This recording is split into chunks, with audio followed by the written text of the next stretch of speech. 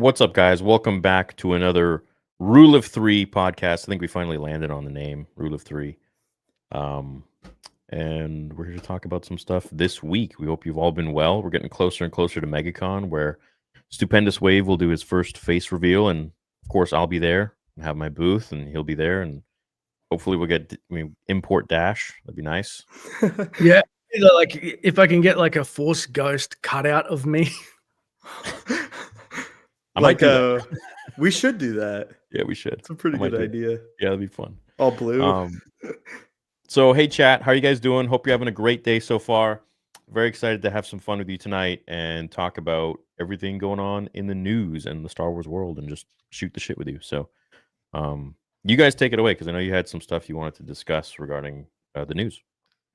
Dash, you're more on top of this than I am, so I'll let you take Well, you got that right. The more on. Okay. I'm going to try and share screen just with you guys. We're having a little bit of a technical thing where Theory can't do it, so I can. So hopefully, I can share screen, but I can't share sound, unfortunately. I don't know where I've just gone. Can you see? Oh, there we go. That's amazing.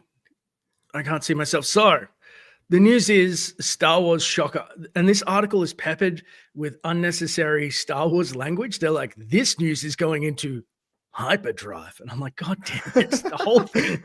But yeah, Ryan Gosling is in talks to star in Sean Levy's movie.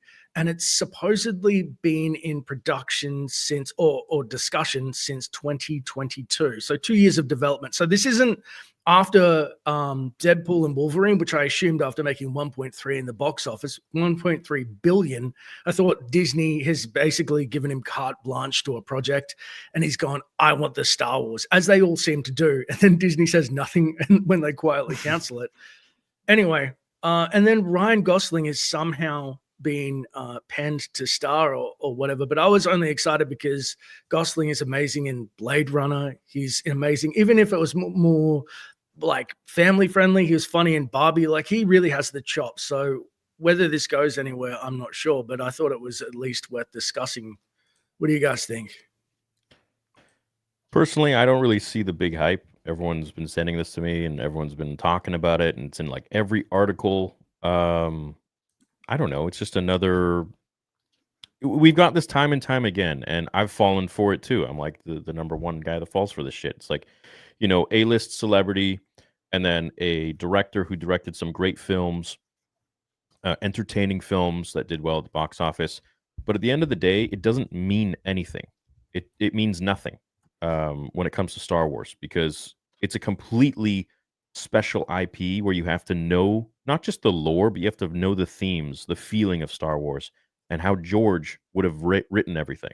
So if they don't do that, it could look as flashy. The Last Jedi looked beautiful, great music, great cinematography, great directing. But besides that, it didn't land. The story was horrible. So it really depends on how they want to write these characters and tell the story of the Force, the Jedi, the Sith, whatever it might be, and go from there. But there's a lot of buzz just because these guys are famous for previous works that they've done. I mean, Ryan Gosling is a good actor, and Sean Levy is he's directed some good stuff. But besides that, I think when it comes to Star Wars, we got to wait and see. I mean, Stuart Beattie, for example, he's created some amazing films. 3:10 to Yuma, for example, he wrote the whole thing, didn't get credit for it, like he said in the interview. And he was that script for Kenobi trilogy was phenomenal. And yet he doesn't have the same level of fame as Ryan Gosling or Sean Levy, unfortunately. But he gets Star Wars. But no one really, made articles being like, oh my God, Stuart Beattie is writing all of these movies for Kenobi. So I don't know. I'm skeptical, man. I'm just going to wait and see how they actually do it. But I'm not really hyped. I don't really care. I just want to say that 3:10 to Yuma is like one of the most underrated Westerns ever, in my opinion. Yeah. And if you guys have 100%. Not seen it, you guys need to go watch it tonight. I actually think after this, I might watch it. But in terms of this Sean Levy film, there's two things, in my opinion. You have good directors and you have directors that are good for Star Wars. Deadpool and Wolverine is a movie that I really enjoy, but Star Wars has such a unique and meticulous, difficult tone to achieve. And at this point, I'm not going to get hyped for anything until I see it. Taika Waititi's film, Taika, talented director, or so we all thought, like extremely talented. But apparently that's shelved. And then Rian Johnson's trilogy, which we obviously don't want. But at this point, it's all about results. I'm tired of these big name announcements to build up temporary buzz and then just explode in the background and are brushed under the table so no one sees it. Super pessimistic today. No, not at all. And if we are, then who made us like that? Disney, right? So it's, if you go back in time, you look at my videos, you look at Wave's videos, you'll see that we were extremely optimistic. In fact, I remember seeing so many comments being like, we're filling in the gaps, we're doing damage control for them, and that's because we were just a fan hoping that everything was going to be great. But lo and behold, fool me once, shame on you. Fool me twice, shame on me, kind of thing. It's just a like big nothing burger. 17, yeah, dude. Yeah, fool me 17 times. Yeah, it's a big nothing burger. It's like, oh, we're developing this new thing, and it's like, okay, and then it just goes into oblivion time and time again. And I am incapable of getting excited for nothing at this point. I mean, can we even have a count for how many projects have been shelved or just quietly canceled in the background? We got to be approaching at least 20, right?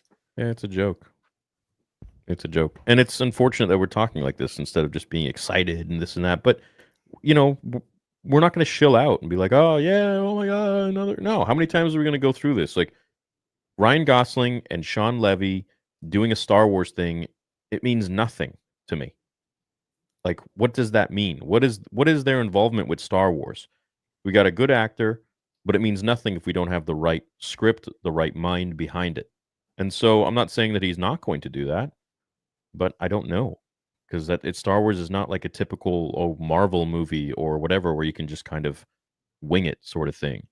Like, even with Marvel, you got to know your shit. But at the end of the day, it seems like they got Kevin Feige there who knows what he's doing. And the Russo bros, at least when they were there, really cared and they gave a shit. But Star Wars is it's a brand that's it's sold out to, I wouldn't even say the highest bidder. It's like sold out to the A-list celebrity, whether it be a director, writer, or actor. And I just hope that it's going to change. I hope so too, man. But it's happened so many times at this point. Like, I'm gonna be honest, I'd completely forgotten that there was going to be a Sean Levy film, because it's like the 9th film they've announced. I don't even know if we're ever going to see the Taika film. We probably won't. We definitely will never see the Rian Johnson film. Patty Jenkins' Rogue Squadron is uncanceled and then recanceled every other week. Like, yeah. I can't do it, dude. I can't get excited. I love Ryan Gosling, but if they announced that Daniel Day-Lewis was going to play a freaking Sith Lord, I don't think I'd be excited. I have to see it. Yeah, come on, Daniel Day-Lewis. That is my breaking point. I'd be screaming drainage. No, I get exactly what you mean, and I mean, also Weiss and Benioff. Remember Game of Thrones? Did you mention them? The PR is so horrible that they don't even address. Like, they just can't be bothered. There's like, they'll forget about it unless we want them to.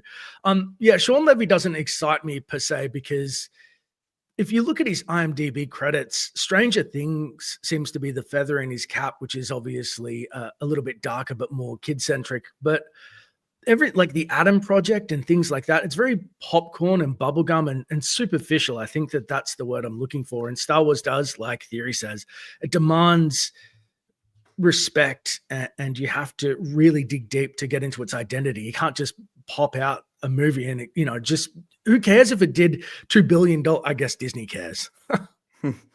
I think the landscape has kind of changed, though. Like, I think a bubblegum Star Wars film would have worked a while ago.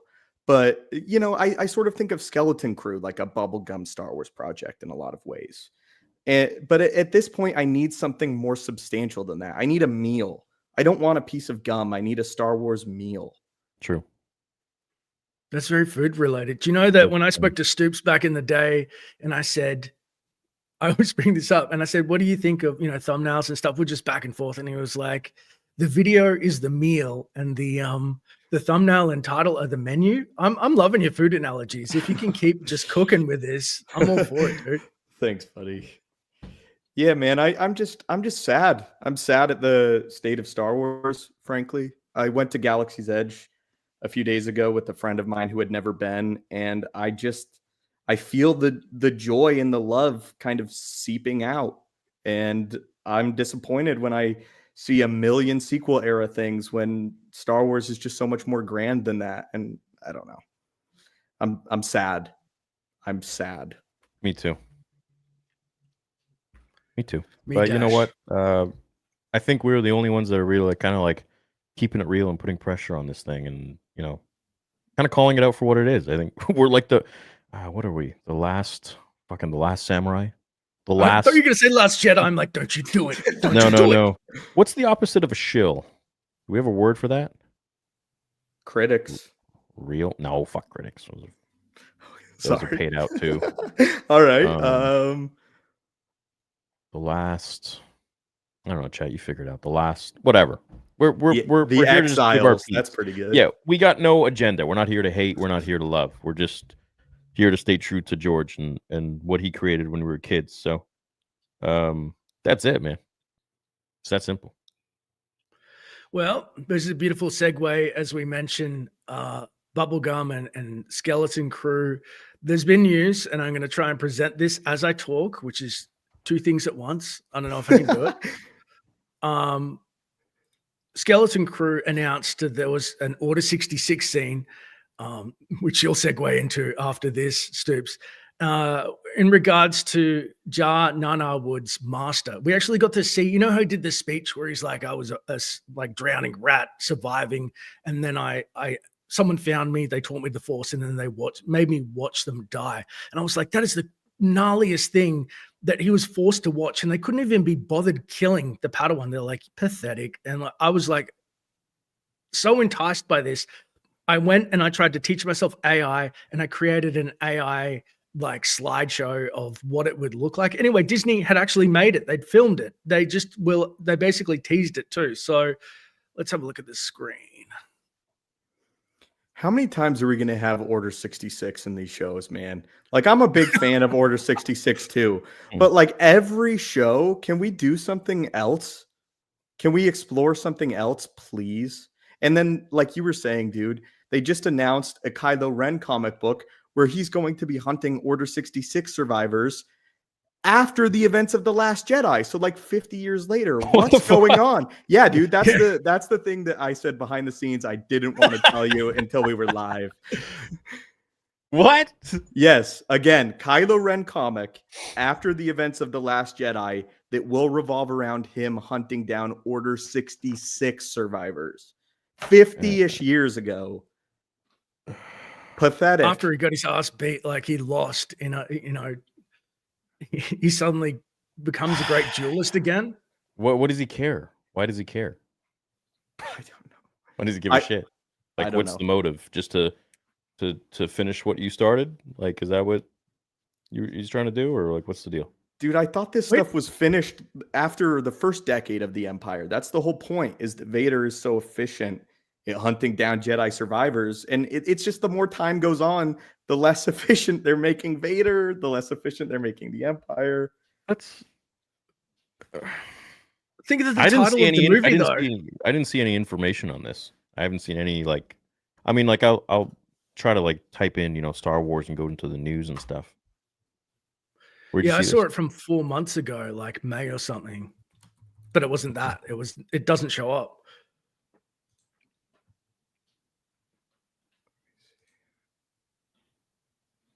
Anyway, so that just nixes the whole title of The Last Jedi because there's more. Oh, I didn't even think about that. The Last Jedi until we think of more, because we're running out of ideas. There's just asterisk next to it. Like, what's the asterisk for? Don't worry about it. There's a couple more. That's so I could see them stupid. writing something about it like, "Oh, we're no longer Jedi, you know, we're something else." Yeah, whatever. Bokken. Oh, here we go at the stage. Right. Okay, we're gonna flip back to this. So yeah, Yasmin El Masri plays Jord's Jedi Master in deleted scenes, and yeah, she basically announced it on Instagram and just showed herself in the robes and whatnot. Yeah. Which I mean, you know, they're time appropriate, so you know, okay, this is clearly Order 66 material. I don't believe they actually said those words, but what are we doing? Somebody pointed out, why does she have a Padawan braid? And I was like, well, I guess it's not, but also I get how that would be confusing as well. That's weird. Yeah. Yeah, it's a little bit weird, but I just wanted to see the scene. But basically the creators dangled that carrot and said, you're not going to see it unless we do a season 2, basically. So they've just screwed us. And I was like, really? Don't do that to me. That's not cool. You know, half finishing this season and then not doing it. Well, that's what they did with the Plagueis tease too. And the fact that they thought that they were going to get 2 more seasons and then a film is what they wanted. Is that correct? Something like that. That's just ludicrous. How can you operate like a story like from that perspective of just infinite money and infinite resources and infinite time and infinite fan, you know, that we're going to stick around and just put up with it? It's pretty wild. So I, like I said, tried to teach myself AI, and I grabbed what I could. I don't know how to film Disney Plus or anything because it's got the copyright protection. People told me there's websites, so I grabbed what I could, but I think I can share the actual video. I actually made a video of this, of like the 20 or 30 seconds of Jod actually, you know, saying the thing and having the AI as well, really? basically telling the story. Yeah. So, all right, I've got it up. If you want to, we'll just watch it. It's like 30 seconds. Yeah. Sub to Dash, chat. Sub to Dash. When I was your age, all I cared about was not starving. I was living in a hole in the ground, and a Jedi found me. She may have been desperate and ragged like me, but she told me I had potential. Well, taught me a little before they hunted her down, and they made me watch whilst they killed her. That sound is Jango Fett's head getting cut off at the end, because I didn't know how to end it. I'm like, I'm going to do the window sound. Because you can't put in decapitation into AI. I don't know how to do any of it, but that's how that was the one defining pinnacle moment of the series where Jude Law's acting kind of converged and was like the culmination of everything good about it, the crescendo, if you will. And then I make it, and I feel so stupid because the woman turns out to not be like an old hag, and they'd already filmed it. But I'm like, whatever, you know, that's old school exciting stuff that we used to do back in the day. Yeah. That's literally how all our channels kind of started. I mean, we didn't have AI, but it was, you have to Photoshop. Oh, so horrendous. Dude, I'll never forget. I spent 7 hours on one thumbnail once. 7 hours straight. I just sat there. I remember which video it was too. It was the one where everything Palpatine did to the Jedi in his office or whatever it was called. And it was like the picture of Kit Fisto with his like head cut. That was such a good thumbnail. When I saw that, it actually made me mad because it was so good. I thought, why didn't I ever think of that? Dude, so it took me like forever to find this mask of Kit Fisto. Not Kiadi Kit Fisto. And then I had to like warp his face and then change the coloring, and like it took me forever to edit it out. And then like tilt it and cut his head, and then put put blood. You didn't cut it all real. off, did you? He had a thick neck, and he cut into it a chunk, and then the blood was around both cuts, even though you know it cauterized, but it looks so sick. Yeah, the red against the green. That was a great thumbnail. Yeah, fuck. Let me bring that up. That thing fuck took me 7 goddamn hours, man. That was insane. But I was really happy with it by the end of it. So that's good. That's a great moment in the novel too, where like Palpatine just cuts the head off of one of the Jedi. Which one does he like? Oh, it's Say Tin, right? He like says, "Read my mind. I'm being truthful," and then he just cuts his head off. I think it was Kit Fisto's head that was just on the floor from the book. No? Which is the one that bounces off the desk? Or am I mixing things up? Stupendous fan fiction is wild.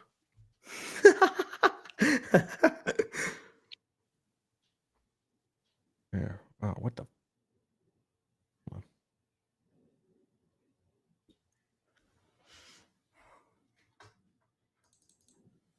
Hmm.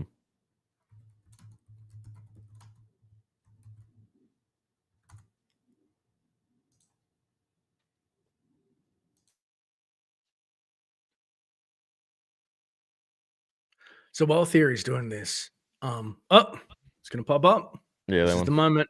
Yeah, look how thick it is. Yeah, Yeah. so good. Yeah. Yeah, that one took forever. Jesus Christ. I think I had to like take parts of his face from like other photos and like put it in. Anyways, yeah, you can start talking about thumbnails or something. So I think it's one of those YouTube geek out things where we really appreciate the artistry that can go into it. You know, it's a skill set. That's absolutely for sure. You start learning color theory and all that crap that people are just like, just make it good. yeah, I remember like in particular with this one, I was just like, okay, well, I want to make the green pop from his skin to the red, and so like I had to change contrast in different colors, add shading, and it took forever. But I'm really happy with it. I like it a lot. Looks good. Have you guys seen the new feature where you can like make 2 thumbnails for a video and YouTube will give you feedback? Have you guys tried that yet? I haven't tried testing. it yet. A/B testing. Yeah. Mm-hmm. I got to give that a try sometime. Yeah, it's interesting. I don't know. All this new stuff is just like back in the day. It was just like there were no guidelines. There were no guidelines nothing. back in the day. Now on the app, it will like walk you through everything. But back in the day, you had to figure it out just through little pieces of information that you picked up in other videos. Yeah, it was so difficult. They Dude, made I it so started user-friendly. filming my action figures. My first videos is filming action figures because I didn't know what the heck to do. Yeah. It's a rite of passage, man. We were there like in the very beginning. It's Totally. great. No, I'm never going to delete those videos. It's a part of the channel. It's an important part. Anything else you got to talk about regarding Star Wars news before we head on to super chats and comments? Dude, it's dry. I know you were saying something about Explained, something about him getting like access to something like that, and then we just start the stream. Apparently, it's coming from him, a Star Wars Explained exclusive about the Kylo Ren Order 66 comic. That's pretty much it. Nice. They're giving him exclusives now. Yeah. I guess something got to boost that channel. It's not going to be a Kylo Ren. I don't know. I haven't. Where did you learn it? Like X or something? Or? Yeah, just on X, just scrolling briefly. Oh, go for him. That's nice.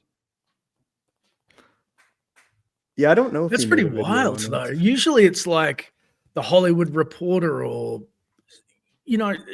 they work with a set cluster, as people know. So Disney's PR, presumably, and I'm speaking only from my experience, I haven't lifted the veil, but they'll work with a cluster of trusted sources, basically people that are going to make them look good. So if they do a game, they're probably going to go through an IGN or a Polygon, or if they do an article, and these things are all coordinated. They've got a department that are like, hey, we've got this big PR leak release.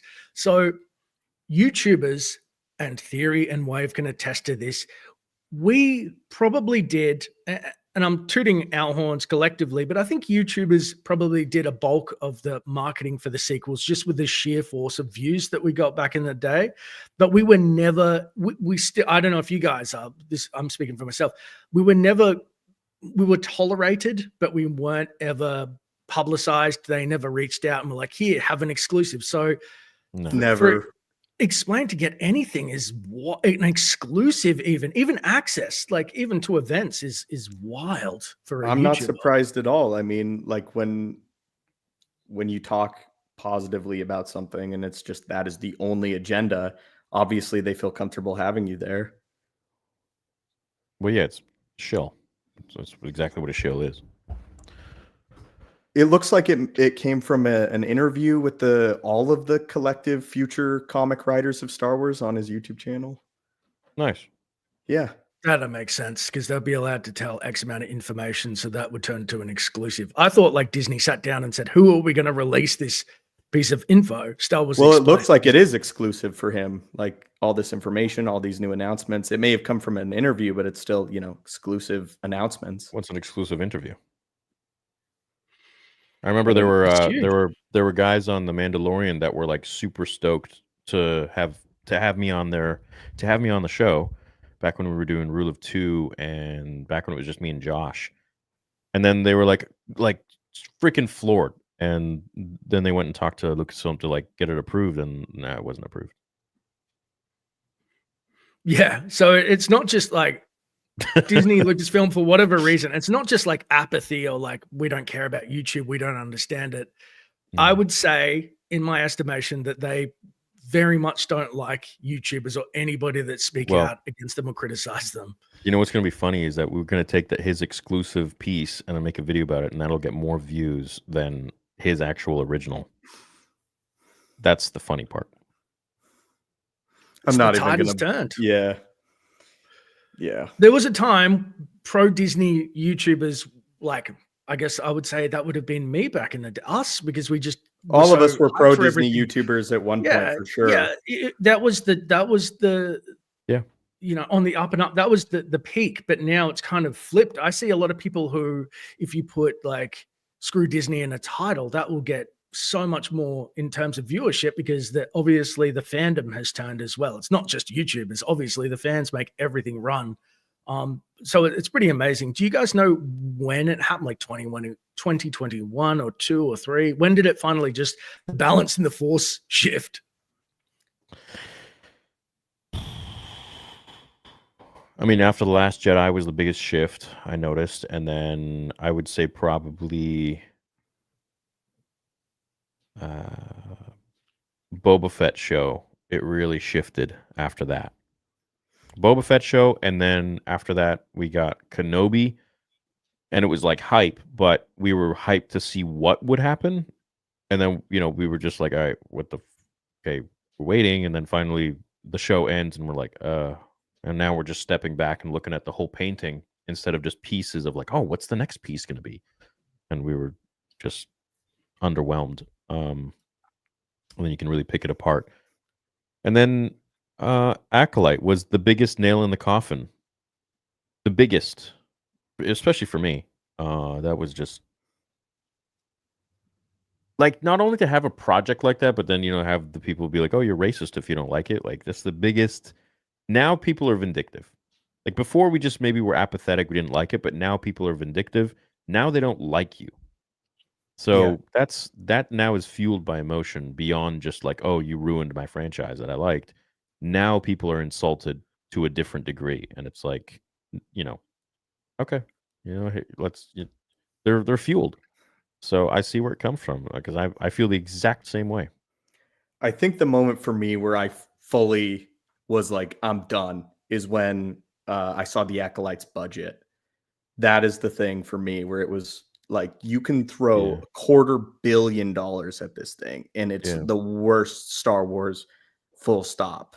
I think the first little chink in the armor was Solo coming out immediately after The Last Jedi. And even though I liked Solo, that movie was riddled with a lot of problems, and it didn't do very good for the fan base, especially after The Last Jedi divided everybody.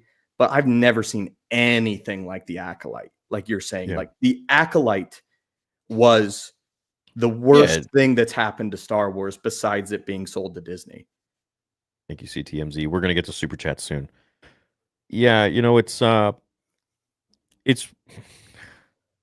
unfortunate. And I even look at these streams and stuff, like, for the shows and stuff, we get like 5,000 live viewers, 6,000 live viewers when Star Wars was hot, when it was popping, or at least when there was like a show that people cared about, sometimes 10,000 live viewers. Now we're like sub 1,000, and it's just case in point. It's a Star Wars channel. No one cares about Star Wars. But then if we were to do a live stream about like us vlogging or walking around or something like that, like that gets, crazy views. it's just a testament as to what they've done to the brand, and it's unfortunate, but I hope, and I always say this, I hope it'll come back. They could bring it back. It's just going to take them a lot of time and a lot of effort. And, starting with Embo being the main villain for The Mandalorian, I don't think that's really the best move. But I hope that's just like a fraction of the rumor or whatever that Christian Harloff heard that he passed on to the press with his podcast. So I'm hoping that's just, like one villain that's leaked, and then the rest are, to be dated. You know what though, man? I one silver lining with this that I really appreciate is I don't think we're alone by any means when we say that the Acolyte hurt our love for Star Wars.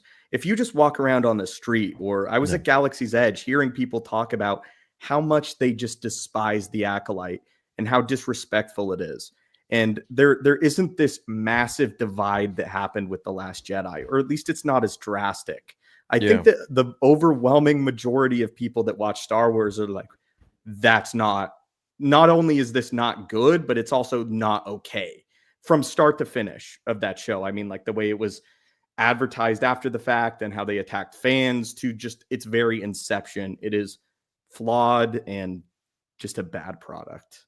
Yeah, and you're gonna, and all of you guys watching right now, you guys are gonna see that when all the vlogs and the shorts from MegaCon are released, probably sometime mid-February and into March, because so many people are going to be voicing their opinions and talking about Star Wars, where it is, what it meant to them, how it means to what it means to them now, and that's really when you're gonna get like the true, real person, in person, authentic reactions and reviews of everyday Star Wars fans, just like you or me. So wait for those. You'll be excited. You'll probably get a revelation of like, shit, it's not just Twitter, that hates No. the Acolyte or loves the Acolyte. It's real people, everyday people.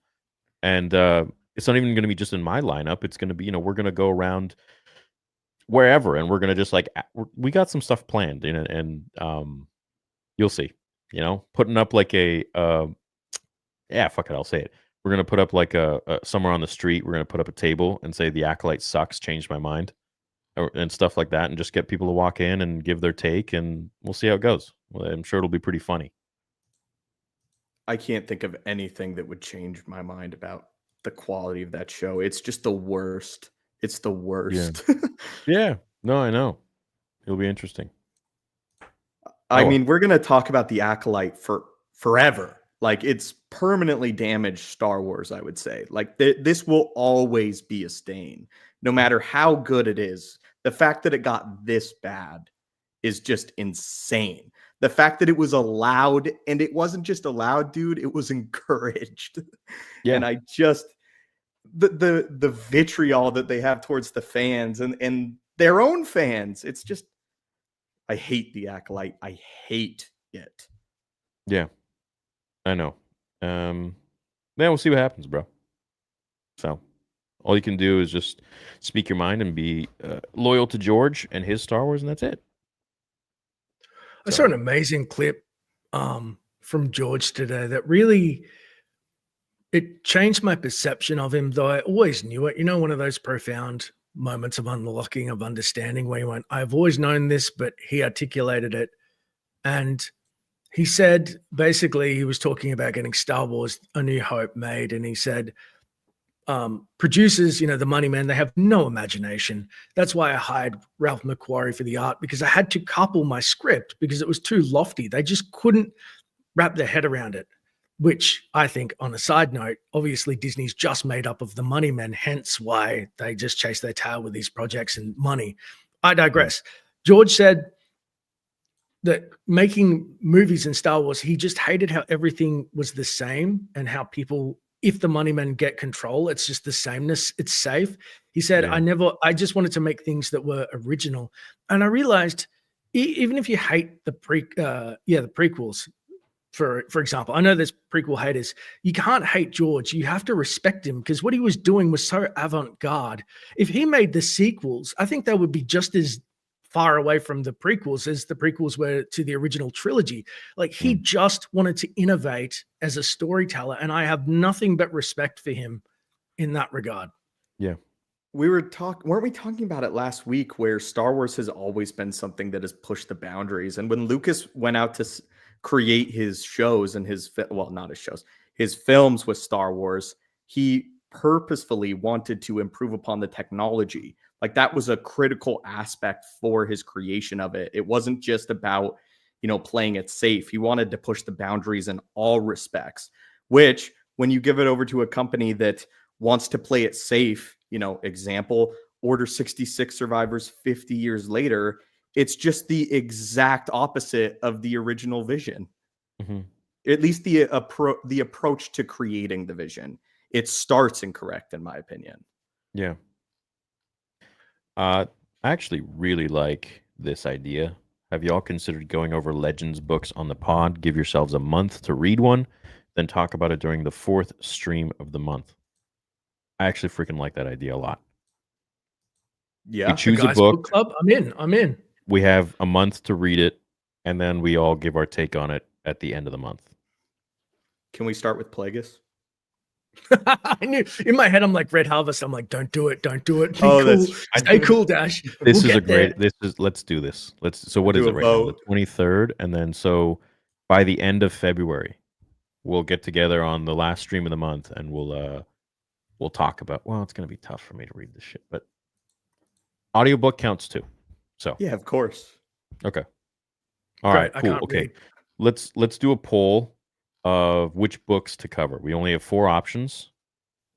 Okay, so we got Plagueis, which we've already read, but we could read it again. A strong start is probably good, and a standalone, not like a trilogy. You say Red Harvest? Yes, always. Okay. But people will want Plagueis first. I don't know, man. I've been surprised by chapter. I read 4. I listened to Vector Prime 1. So what's the next one after that? I forget. Those are kind of slow. They're fucking slow as shit. NJO is slow as hell. Ooh, Outbound Flight or more Lockdown. Actually, Shadowhunter is a really good one too. I would love to reread Shadowhunter, actually. I was going to make an AI short on that just because I remember the droid I-5? Refresh me. Okay. So Jax Pavan, who is the father of that Jedi who looks like George Lucas. Jax is in that book? That's right. Right. Oh, and he got kicked out of the Jedi temple because the Jedi took his son. I am saying the plot. Look, he gets a droid in a junk shop. And the droid's bunged up and he turns it on and it's a protocol droid. And the droid basically says its backstory was that it was owned by rich kids and they used to make it walk off the roof of their house or cliffs to watch it bounce. And the first words that I-5 says to Jax is, "Are you going to hurt me?" And it broke me. It broke me when I just was like, holy shit. That was a wild moment. Okay, so I have Plagueis, Red Harvest, NJO, Onslaught. One more. I mean, I'm just gonna pick the obvious one as the start of the Bane trilogy. I mean, what are you guys wanting to start basic, or do you want to get books that we haven't read in a while? We could do the first of the Thrawn trilogy. I know, since the whole Heir to the Empire thing. No, I don't feel like reading that one. I already read that. And I'm like, okay. Well, we could, I guess. It's just I don't want to listen to that goddamn Wookiee again. Oh my god, it drove me insane. What are you doing today? God, drove me insane. I can't listen to this. But at some point, I think we should reread the novelization for Revenge of the Sith, but not first. Yeah, not first. That could be later. I mean, we think we know that by heart by now. We could do Shatterpoint. Do you guys like Shatterpoint? I've read Shatterpoint. It was all right. Kenobi. Suggestions? Kenobi's great. I'd be down for Kenobi, honestly. I kind of want like to add something obscure that like, you know, we're like deep. Tales from Mos Eisley Cantina. There you go. That's the most obscure. You didn't like that with Figure and Dan and the modal nodes and their little playing at the cantina. I love that. I was like, oh, context. Why are the Bith playing their little? Do you know what they play on? They play. No, I'm not lying because I used to play Galaxies. We know what they play on. Jizz on a fizz. So instead of jazz, they called it jizz, and the instruments of fizz. It's so funny. Some dudes like it's like calf, you know, instead of coffee or caffeine. They're like, it sounds like real life, but there's no real world word called jizz. Idiots. Dummy. There you go. Chat's alive now. Got about 1,000 people here. It seems like people don't get notifications or some shit. I don't know. You guys got to remember every Thursday, 5 o'clock Pacific time. We're here. This is going to be the new meta. All right. Rule of 3. SWOTOR, Deceived. That's a good one if you've ever played it. Should we add that? I haven't Deceived read is Malgus was great. Yes. Okay. So we got Plagueis, Red Harvest, NJO, Onslaught, and Deceived. Did you want NJO in there? Not particularly. Slow as shit, man. Yeah. Fate of the Jedi's better than NJO. Fate of the Jedi. It's like the books afterwards. Is that I have them downstairs. I haven't read them. Is that after or before? Because there's like a series before or after. I think it's after. No, Legacy of the Force. Legacy of the Force. That's the other series. Does it go New Jedi Order, Fate of the Jedi, Legacy of the Force? I think that's how I remember it going. I think it goes Legacy of the Force, New Jedi Order, right? I'm just gonna look it up. Where's the Fate of the Jedi? What do I have downstairs? Jesus Christ! I remember I was like, oh, yeah, I got to read all these, and then I started the company. I'm like, I don't have time for this. Fate is like all the Kaida stuff. Legacy of the Force comes after. Yeah. Legacy's the third, so it goes NJO, Fate, Legacy. Correct. Fate of the Jedi. So I saw when I first started doing this with you guys, I saw a video and it was like Star Wars Theory, something. And I just clicked on it because I thought it's a theory video. It was a guy talking about theory, and he was like not a fan of theory. And it was like a full channel dedicated to hating theory. But what he said was like basically theory doesn't remember the book titles like that fake, Star Wars cuck. There's 19. Not real. I was like, nobody remember.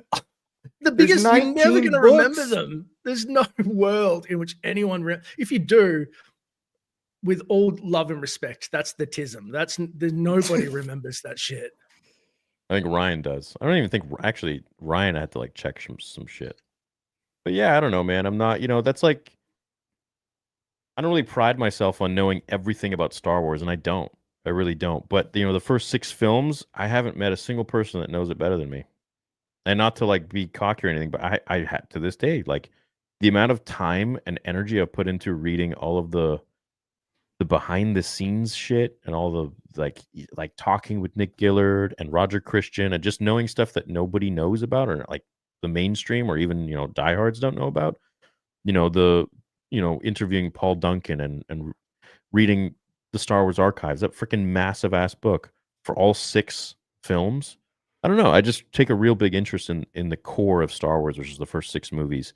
Anything outside of that, yeah, it's cool, and I've learned it over the years just from research and stuff, but I don't take the biggest interest in it as much as the first 6 films, like Anakin Skywalker, Darth Vader, Luke Skywalker, their stories, their backstories, their legend stories for the most part.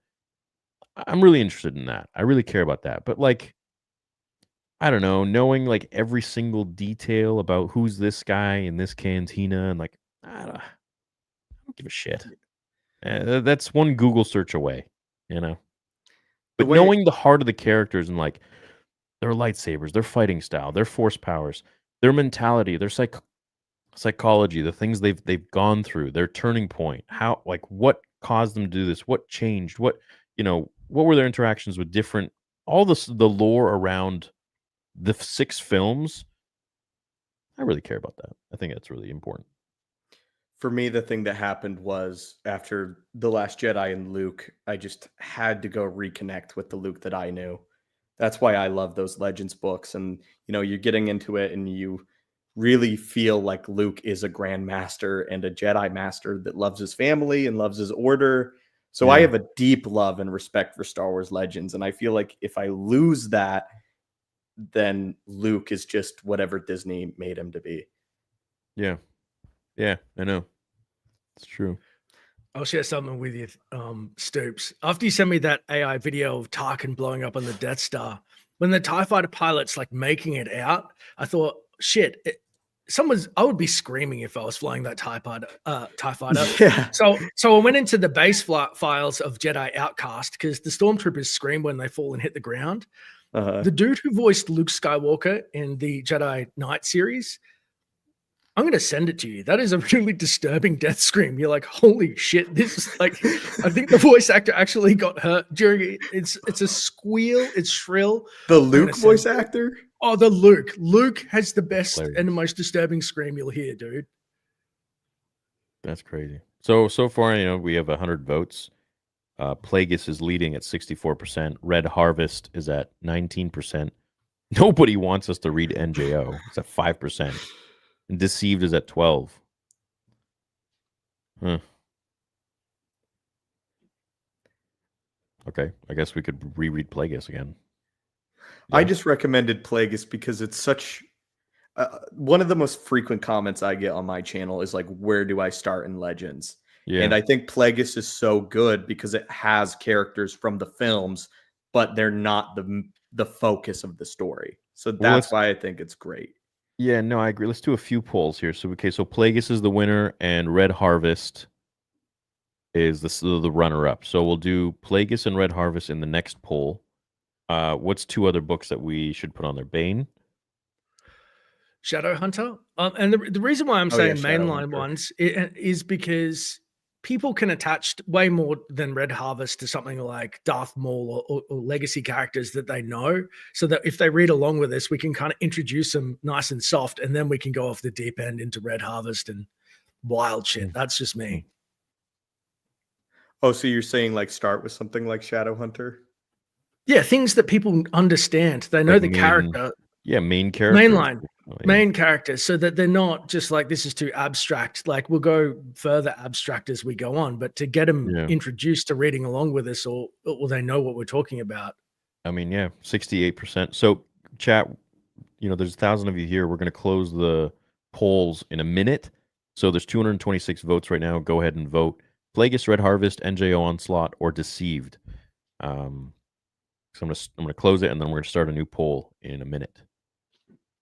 This is a great idea. We can do 12 books a year, super chill, and maybe we could even do 24 books if we do 2 a month. Just put it on Audible. I think it's extremely positive. People will say, "Oh, you're a shill." Actually, my wife sent me a screenshot because the video popped up today of Dash is getting cancelled. The first thing I saw, because it was on Theory's channel, I went, "Oh my god, oh, it's Theory," and I laughed because seeing those words, I'm like, it's happening. Someone commented and went, Dash deserves to be cancelled if he like associates with that grifter Theory. And my wife's first words were, "Why don't they take Stoops down with you?" And I'm like, that's what your first thought is? Why doesn't Stoops get canned? He deserves it. I'm like, that's horrible. But this is nothing but positive in my mind. It's like really positive, and something to connect the fans together. It's funny. Like the name calling of like grifter. It's like these guys just really, they can't handle having an opinion against the Acolyte. It's insane. It's these Acolyte fans that are like, "Oh, he's a grifter." It's like, no, dude, I didn't like the show. Right? Well, why is it so hard to believe? It's you will be unaffected by their boos when you see what they clap for or cheer for, and that's. I mean, if they're loving the Acolyte, that's a like, bar. Do you care? Yeah. If I didn't screw it up. Well, the Acolyte is the biggest Star Wars project we've gotten since 2019. I mean, easily. I know that everyone's like, "Oh, Mando season 3." Well, guess what? The Disney's marketing and their budget disagree with you. So you don't want us to talk about the biggest Star Wars project? Okay. Plagueis, Red Harvest, Shadowhunter, and what was the other one you wanted? Bane? Or no, what was the other novel? That's the fourth one. Plagueis, Shadowhunter.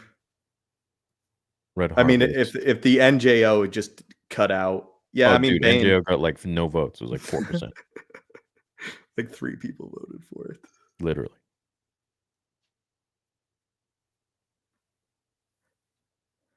Basically, being an Acolyte fan shows you're a Star Wars fraud. Yeah, it's wild. It's crazy. It's like if you dislike the Acolyte, you're a hater, a racist, what else they call us? Any Istanphobe, and you're also a grifter. You're doing it just for money. All right. Well, says the people who are getting free baskets from Lucasfilm. Okay. Great. Yeah, what was the 4th novel we should put in there for people to vote? Let's just throw Bane in there. It's like a Bane. great Legends book. Sure. Okay. All right, let's see. What do we get? Okay, the poll is open. Go ahead and vote, guys. Let's see what you give it. I'm gonna vote. Ooh, Bane is second I'm place gonna now. vote. Oh, what the hell? Dude, it's almost sleeper. first place. That's crazy. That's It's crazy. the Washington Commanders. Bane. Dude, Red Harvest got clapped. Give them time. Once they get Bane's deep, first they're place. just gonna come Damn. back. You guys want us to read Bane first over Plagueis? I'm completely okay Wild. with that. Yeah, I'm okay with that too. That's crazy. I voted for Shadowhunter. Oh, you voted? Am I not? Yeah, that's cheating. Bro's- I definitely just rigging went it. and voted. I voted for Red Harvest. Saying that's gonna Like be the I have to counteract it. yeah, That's with great. 1 versus 1,000. It's kind of a nice feeling when there's a small audience here. It's Oh different, yeah. eh? No, I like it a lot. Yeah. Enjoy it while it lasts, because once a show comes out like Andor or something, it's gonna be. It always gets way busier, and then you can't even read chat. Especially in 2026, man. Once the movie comes out. If it doesn't get delayed another 5 years. Well, and the interesting thing is, it's like if it's good, great, we have a lot to talk about, and if it's bad, we have a lot to talk about. And people are going to be pissed. They want it, so it's like, all right, okay. Imagine if you were full shield though, and it comes out, and you're just like, so they came out with another Grogu plushie. How are they What are going to you make gonna Grogu look different for the movie? Because they have to give him like some sort of special shirt or something so they can sell a whole new wave of plushies. Right. That's true. The toys. Are they going to like give him a earring or hat? something. I bet they give him a hat and we finally get a little baby helmet. I don't know, man. Maybe he's going to actually get Yoda's lightsaber for once. Anybody here going to be at MegaCon? I still have to make the official video announcement. I haven't done that yet.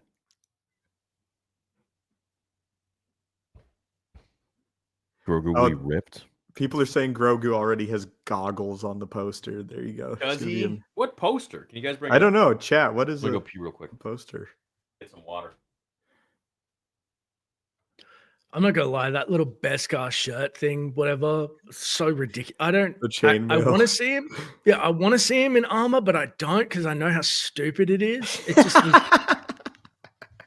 It'd look kind of dumb. It's like the whole thing of the group of people that didn't ever want to see Yoda fight. It's sort of like that. Have you heard of like fans that were like, please don't ever show us that? No, I always really. I couldn't conceptualize that. I always wanted to see Yoda get down. I knew that he had.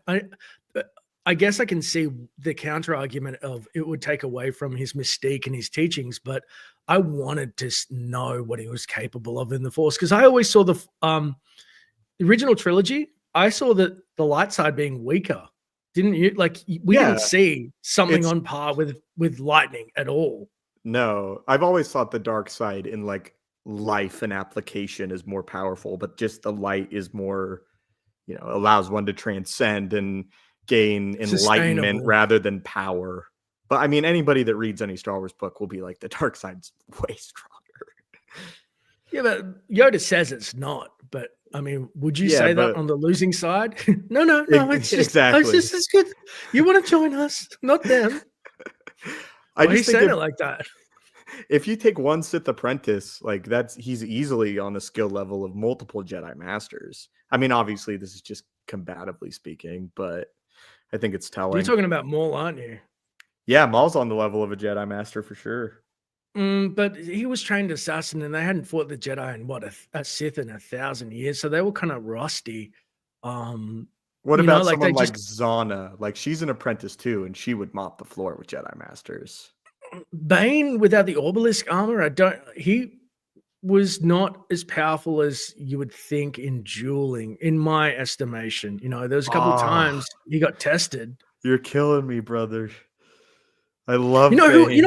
You know what was the weirdest thing was what was it? Tales of the Jedi, the books with Exar Kun, when he just like goes and gets down with a duel with like Ulic Keldroma, I think it was, or his brother in Coruscant. He would just like touch down on his ship, be like, "I'm calling you out," duel someone as a Sith, and then be like, "I'm leaving," and people let him. I had a hard time believing that Jod Nana would go to a planet unassisted and get into a vault. How you would go and be like, "I'm Sith, baby, who wants to fight?" and then just leave an entire Jedi Order. Exar Kun is the most Chad Sith of all time. Do you remember in the comics when he walks into the Senate and he like puts his hand into the brain of the Chancellor and he like flesh puppets him to announce to the entire galaxy that basically they're screwed and that the Sith are now just going to take over, and then he just leaves. No, but why do they? In every instance, he just leaves, and people he shit, just what bounces. was that about? I think I need to explore my feelings about what just happened instead of stopping him. He just crazy. Oh wow, Plagueis won 45%. Bane second place with 38. I was kind of rooting for Bane. Yeah, I know. For people who don't understand midichlorians, this is perfect, and obviously who love Palpy, this will get people invested. I'm very excited about that, even though I have read it a lot.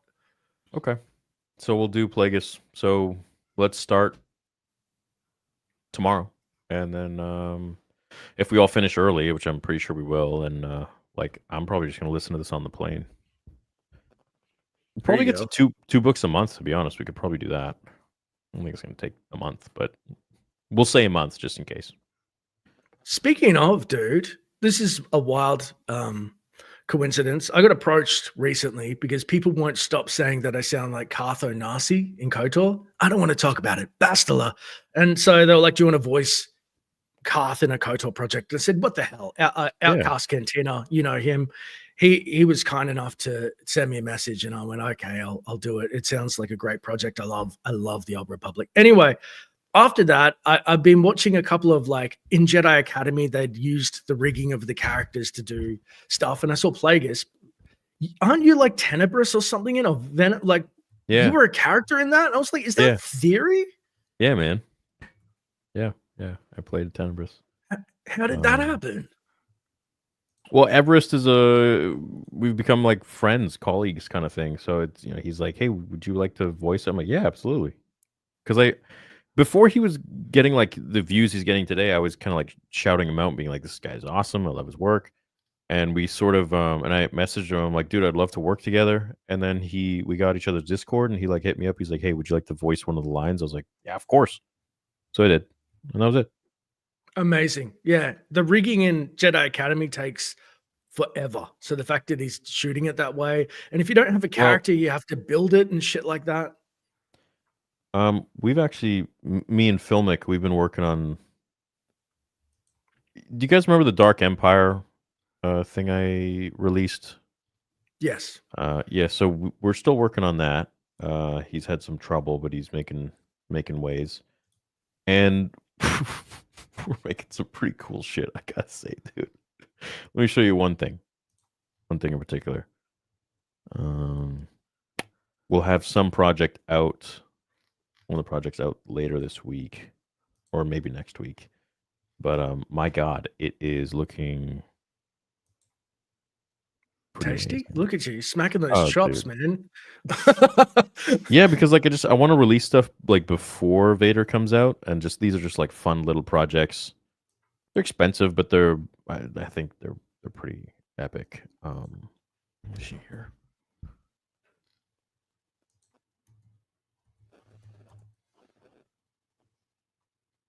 Yeah, this is unfinished, but like this is just we're bringing some projects to life, and these will be unmonetized. So, Lucasfilm, calm yourself. There's no monetization in these. But yeah, we're essentially making live action of whatchamacallit, Tales of the Jedi. Oh, geez. Mm-hmm. So like the dual Yaddle Dooku duel live action, that'll be pretty sick. We're trying to make some cool stuff. That moment in Tales of the Jedi is so good. I'm so glad that we got that. Yeah. What, Yaddle trying to tattle like an idiot, just standing. Oh my God. Mm-hmm. That is an amazing Christopher Lee. That is, Yeah. wow. Yeah, man.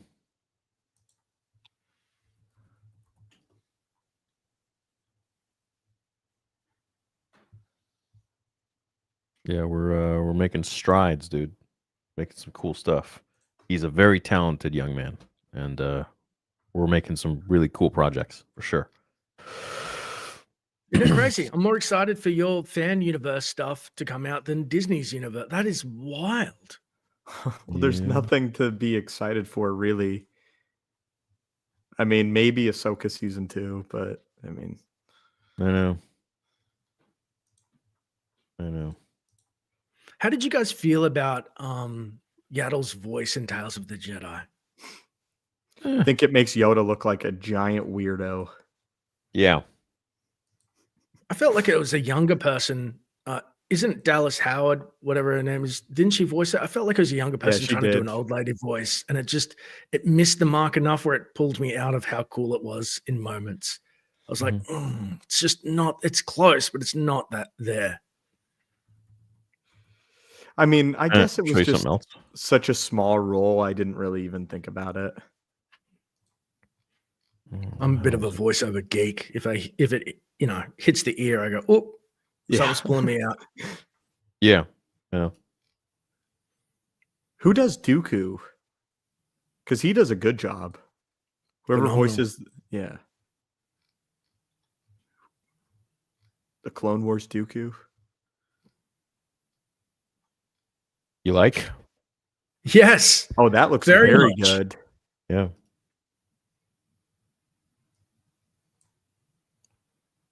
It's so natural.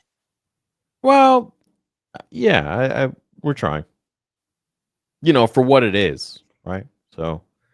Yeah, but I'm not getting that. Look, Tarkin was good in Rogue One, but I had that creepy, uncanny valley feeling where in his eyes or something that it just feels off. Or Luke in Mando, like this, I didn't get that immediately. I see these guys and it's like, I don't know. It just, I don't have that thing hit my gut, and wow.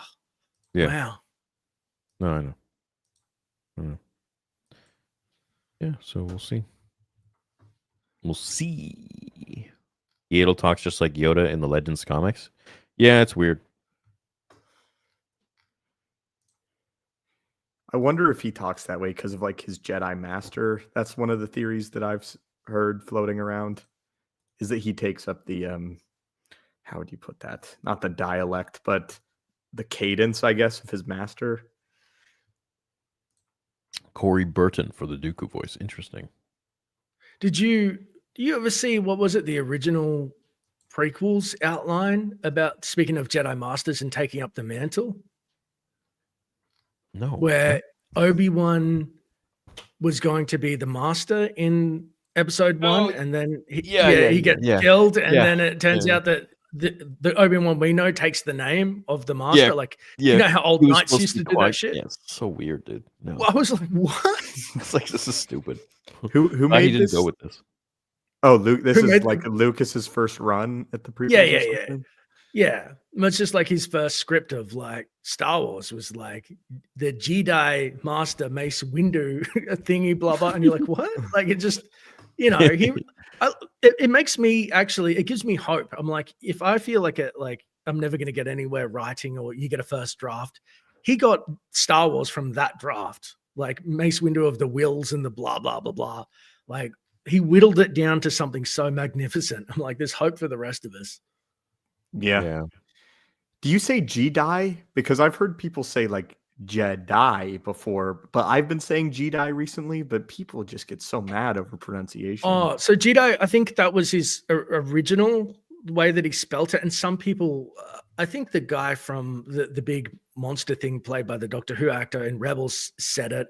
And it's more of a dialect like people outside of that don't speak basic. I remember there was one peoples that used to say it, but it's like George Lucas says Coruscant and he says Gungans instead of Gungans. Yeah. He's like, I am the Alpha and the Omega, the creator. I say whatever the shit I want. You're all wrong. I'm right. Bro, did you see that he like and chat? I hope you've seen this. If you haven't, this is gonna blow your mind. Sometimes he'll call Dooku Doku, Yeah, and other times he'll call him Dooku. Sometimes he'll say Genosis or he'll say Genosis. Like literally in the same interview. It's like, fuck George, which one? he's not. He's the only big dude who on can say like pronunciation. laser sword, and you're like, I'm gonna have to You're let like- this pass. He just doesn't give a Yeah. shit. He's like, Yeah. test me, and you're like, I can't, dude. Yeah, literally. All right. I'd say let's move on to super chats, shall we? Let's do it. Is Mark back? I talked to Mark last week, I think. Yeah, he's down to come on whenever. Oh, by the way, the winner is Plagueis for the books that we read, and then it's Bane. 49% wanted Plagueis on basically two polls. Okay, starting from the first super chat of the night, Cantina Talk. What's up? He says, Mark back. Or is this the new Dash Wave Theory? What's good? Yeah, this is the new podcast. We're here to stay. So at least hope so. What's up, The Rossi? rule of three. Your stream isn't showing up in people's YouTube feeds. Yeah, I'm not What surprised. the heck? Yeah, I know. It was in mine. Yeah, you Wasn't know it- what? I get that Oh, a no, lot. it's- At this point, it's nothing new. It's very strange. You know what's also weird is like for the last year and a bit, the channel has never surpassed 3,340,000 subscribers. And it always gets there. It'll get to 3,340,000, and then it just crashes out and it starts to go back down. It's so strange. And I remember back when Star Wars, the official YouTube channel, had like, I don't want to make it conspiracy, but like they had like 3.7, and I was like maybe 400,000 subs away from them. And I was climbing so fast. And then all of a sudden, just I would hit 3.34, and then like every day just losing like 150. And I'd message YouTube and be like, what's going on? Because like this has never happened before. They're like, oh, they're just purging dead accounts. And I'm like, what? Like, okay. And then again, with Acolyte, it was about to pass 3.34, and then now it's dropping down again. Super That's the strange. excuse they always give is purging accounts, purging accounts. Yeah. Super weird. They have the same response. The thing with YouTube that frustrates me, there's a lot that I like about YouTube, but they really don't take the time to look at individual cases when you're having a problem. They just treat you like if you were a channel with 100 subscribers, and they just push it aside and they give you regurgitated information. Not that the channel that has 100 subscribers isn't valuable, but it's just so dismissive immediately that it's pretty discouraging. Yeah. Oh, well. Good evening, gentlemen. Hope all is well. Glad to be here for the stream. What's up, dude? Good evening, gents. What up, B-Man? Dash and Stoops have been killing it with their recent uploads. I posted my DBZ Saber combination on YouTube and a new video of my grandma dueling again with her new Theory Saber. Oh, I got to see the stickers. What up, Mr. Lucky? Hello from Vernon, BC. Love all your channels. Keep up the great work. Theory, random question for you. Growing up in Vancouver, were you ever interested in the Canucks? I'm a big Canuck and Star Wars fan. No, I'm not really a hockey guy. I was actually just at the Canucks game like 2-3 weeks ago. From a friend invited me. But I'm not really a hockey dude. Yeah, not a big hockey guy. It's okay. I like, I like going to the games sometimes. I think I've been to maybe 4 games in my life, 3 games. That's about it. We got to go to an NFL game. Yeah, I think I'm more into the Please. NFL than hockey. But Dude, the I don't know. NFL games are so fun. Yeah, hockey is just like it's very. like it feels like home just because like Canada is so focused Yeah. on it, but um I don't know. I never played hockey. I never was super into it. I went to a hockey centric high school. Like there were like tons of like draft picks essentially going to the NHL. Um what is the thing before NHL? I have no idea. I'm not a big hockey guy. Yeah. I don't know, but we had a lot of guys there that were like big time. Have any of you guys been seeing YouTuber Darth Angelus Heir to the Empire fan series? The animation gets better as it goes on. I have not seen this. No. Theory. I'd love a state of Star Wars video because a roadmap of how you see Star Wars recovering within reason, current canon. Love you, dude. State of Star Wars. Okay. I kind of feel like I just did one recently about the like how people have been watching more so content regarding just like me as a person or you know, conventions, vlogs and stuff like that, or reactions to stuff versus lore content. I kind of feel like I touched on it there, but I could make a full in-depth video regarding that. I think that would be pretty interesting. I definitely have some thoughts on it. Fool me 17 times, love it, Dash. Sup, Star Boys. Can I be counted as one of the Star Boys? Sure. Of course. You're all Star Boys. You're all Star them days. You're all Star whatever gender Star you want. folk. Yeah, Star Men and the women and the children too. Yeah. Dash, I drink your milkshake. Drink it up. All right. I don't understand that. It's so much better without You context. got to Have you watch seen There Will Be There Blood. Will Be Blood. It's peak.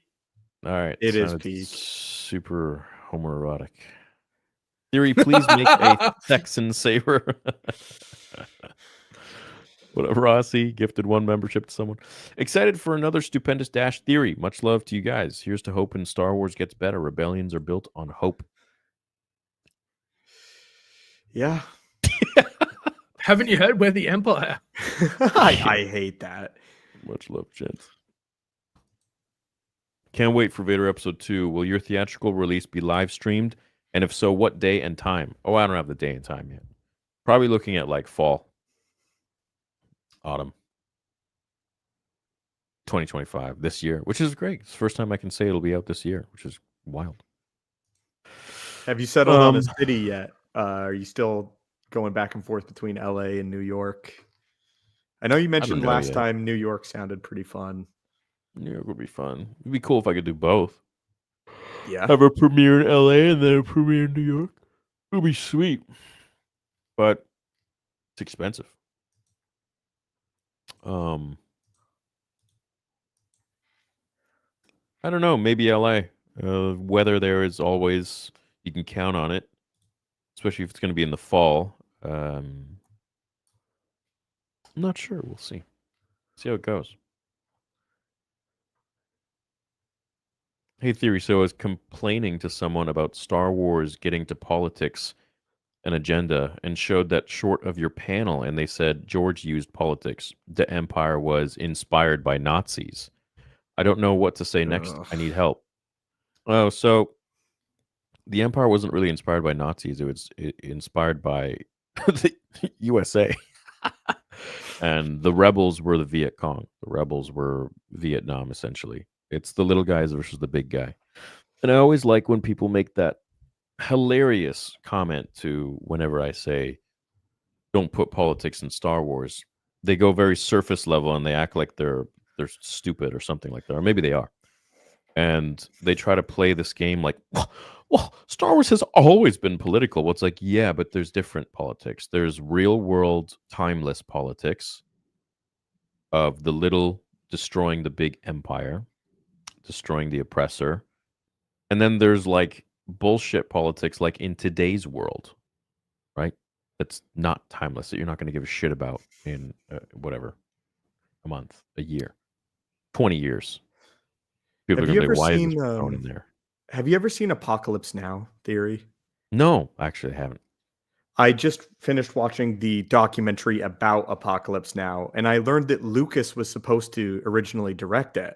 In Heart of Darkness, they actually interview Lucas, and they talk about how Coppola wanted to film the Vietnam War and how George essentially thought it was impossible to recreate. But the point being is that Lucas and Coppola shopped around a lot of scripts about Vietnam around that time. And a lot of film executives were really against those movies because, they're cowards. And that's just another thing that connects Lucas to just the filmmaking of that era and how that inspired and seeped into Star Wars. So yeah, he was very inspired by the Viet Cong and the Vietnam War. Yeah. So, and Apocalypse Now is phenomenal. I think you'd really like it. I'm sure George took inspiration from Nazis as well, but he's stated many times that it's literally about the big guy versus the little guy, and a lot of inspiration from the Viet Cong and USA, and how the USA is this big, massive empire, and they failed. Wasn't stormtrooper like a Nazi soldier term, or there's some connection between stormtrooper? He borrowed a lot of language. They were a stormtrooper, but he borrowed language from Vader's Dutch and things like. I think one of his biggest strengths is borrowing the language so deftly.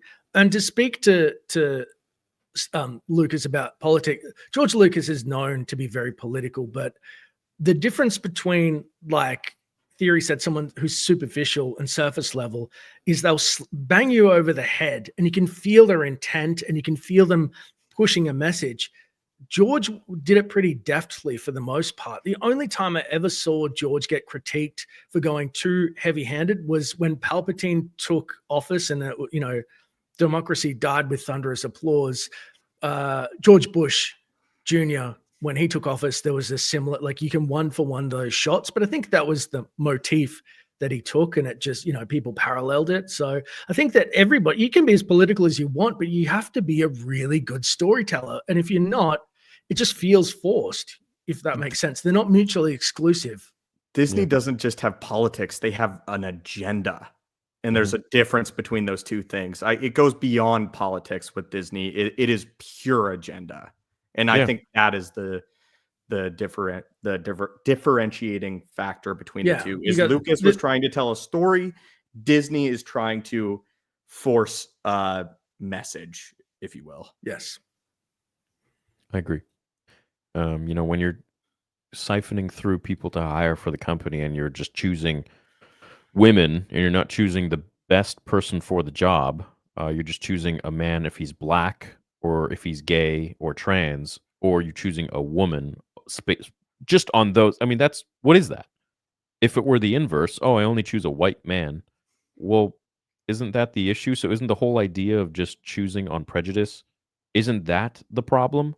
So why are we now going the other way around? What are we doing? Just choose the best person for the job. And that should be what our focus is.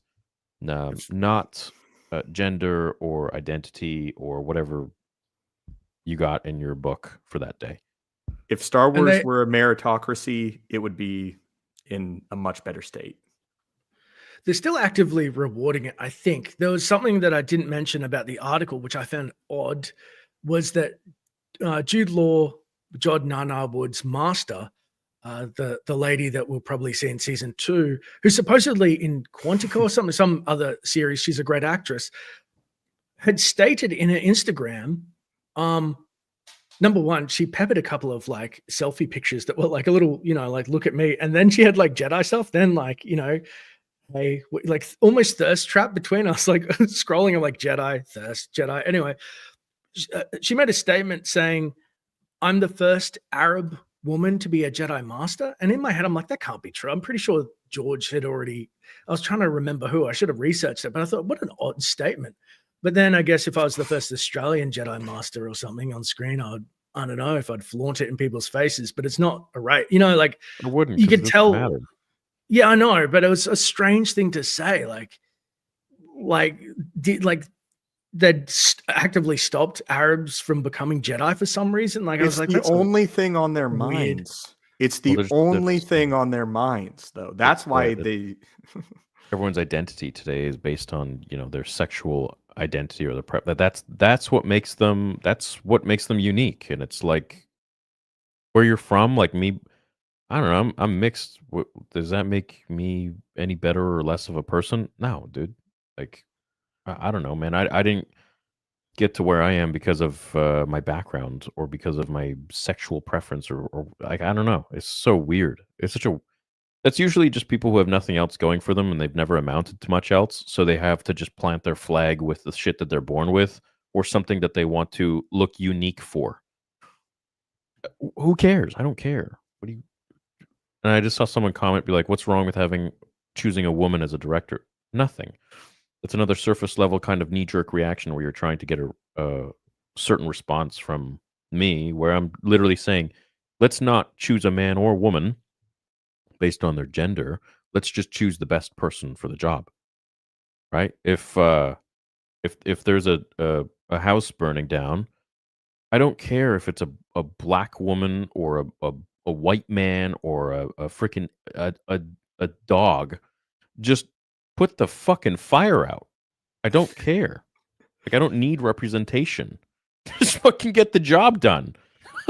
Yep. Meritocracy. I don't like. What is going on? What is this? So weird. I don't know. I don't get it. That's why I like football, man. The best, you have to win. You have to be good. Well, sports is different. It's like results. It's literally exactly. It should be results. Everything should be results based. I shouldn't say this, but did you see? It sounded like you saw the lady from the LA fire department. Have you seen that with what happened? That was my thought too. Yeah, I was like, "Come on, dude!" It was too specific of an example. I was like, "Wait a second! I want somebody who can carry me out of the fire. I know I got myself in the wrong place, but don't leave me there because I'm an idiot." Like, that comment that's the whole point. Ridiculous. You're in the wrong place at the wrong time. That's why you call the fire department. What was the comment again? She said something like, "Your husband shouldn't have got themselves in the predicament where I have to go save them." Yeah. Which is a disgusting thing to say. Yeah. If a wife goes, "Hey, you've got to help. Why couldn't you help my husband or something? Or could you carry my husband?" Her response wasn't, I should do some push-ups. It was, "Oh, I should be strong enough." It was, "It's your husband's fault for being in the wrong place," which everybody in a fire is in the wrong place. Like, that is wild. I mean, that's why firefighters get paid. That's the point. Fucking idiot. It's pretty funny. Well, you can't write comedy that well. No, you can't. That's ultimate deflection. It's just and that's what I've also noticed in today's day and age. People cannot take responsibility for themselves whatsoever. It's bizarre. It's like as soon as someone feels like, oh, I need to take responsibility for this. Oh, no, it's your fault because if you actually weren't on fire, then I wouldn't have to deal with it. It's like, oh, okay, thanks. All right, I guess that sums that up. It's the world is so. I think it's starting to heal now, but I don't understand that logic, and I never will. Dude, it was backwards for a very long time. I agree. I think it's going in a better direction, but there's nothing wrong with saying that, hey, yeah, I was wrong. Like, I messed up. I could have done this better. And that's, if we've learned anything from movies and characters that we idolize and talk about, we should take suit. If it's great to learn from a mistake. It means you're progressing as a human on this earth. And by the time you die, you're better than when you popped out. So it's really important to at least recognize your faults and be like, you know what? I can course correct, and yeah, maybe I could have done this better.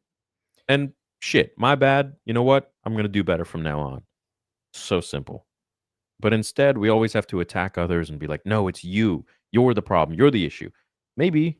But you know what? What could I have done differently? What could I have done better? That's what you got to look at as a person. And if we each do that, fuck, the world's going to be great. Such a better place. Instead of constantly deflecting and being like, oh, you know what? No, it doesn't get anywhere. Because then if everybody does that, everyone's perfect. Nothing changes. Yeah. Embrace the imperfection of life. Yeah. Yo, Gentleman Theory, you got to check out this Starfield mode called Star Wars Genesis. literally transforms Starfield into a dream. Oh.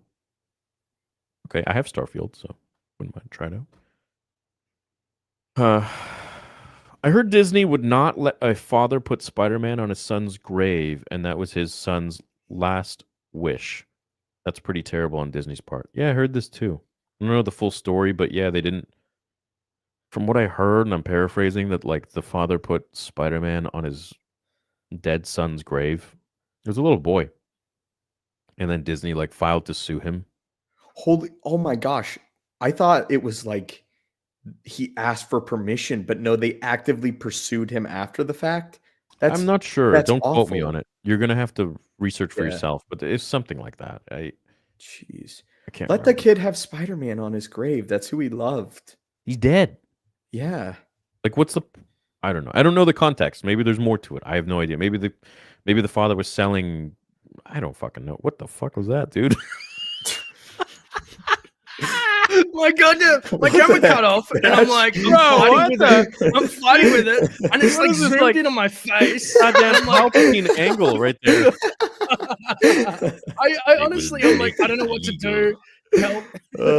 Literally. And I finally get it back on, and it does that to me. I'm too scared to turn it back on, dude. That's It's going to be like hilarious. inside my pores. Are we That was ready? the best. That was the best random My thing lord, is that legal? I will make it legal. ever. It's literally Dash. It's Oh, Dash. don't do this to me. Wait, That's crazy. Again, what? trailer for the mod by DT Venji.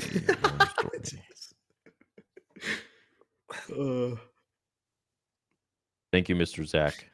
A mouth cam. Bro, I know, like I've seen girls have like a foot cam, which is wild, but a mouth cam, damn, that's next level. Why is it not zooming? I'm trying to make it zoom. Like, oh, it's horrible. I know views This are a is little bit low terrible. right now, but this is not the way. This is not the way. Oh, it's just died. Look, I'm gonna have to go decam. I don't know what's happening. Did you not get the battery? I bought exactly what you said, and it's been working great. And then just right now, in the middle of the stream, it's died. It's got the plug-in battery, so I'll troubleshoot off camera, That's dude. bizarre. Sorry. No, you let me know. Maybe I can. I've fiddled around with that shit so much. So what is it saying? It said, all right, I'll start the cam and it's going to just die on me in a second. No. Okay. I'm going to use the bathroom real quick. I'll be Okay. right back. Since Ahsoka knew about Anakin's secret relationship, does that mean she was curious about how Luke was in the sack? Yeah. Precisely. What up, CTMZ? Always so generous, man. Every stream. Thank you, dude. We really appreciate this. It's always blessing us. Short Dog 04, 7 Theory Sabers and counting. Received my BOGO, Prodigal Son V1, and Mystery Saber. So stoked. It was an S16 crafted really well. Thank you, Theory. Well, thank you, man. Thank you so much for collecting and grabbing 7 sabers. That's insane. Is that 7 including the Mystery Sabers? Because that's wild. You saw that we just released the Grandmaster, right? Anyways, thank you, man. Glad you're happy with the products. Can you all go through every movie show and name one positive and one negative about each? Doesn't have to be super depth, just be one word. Each movie show, bro.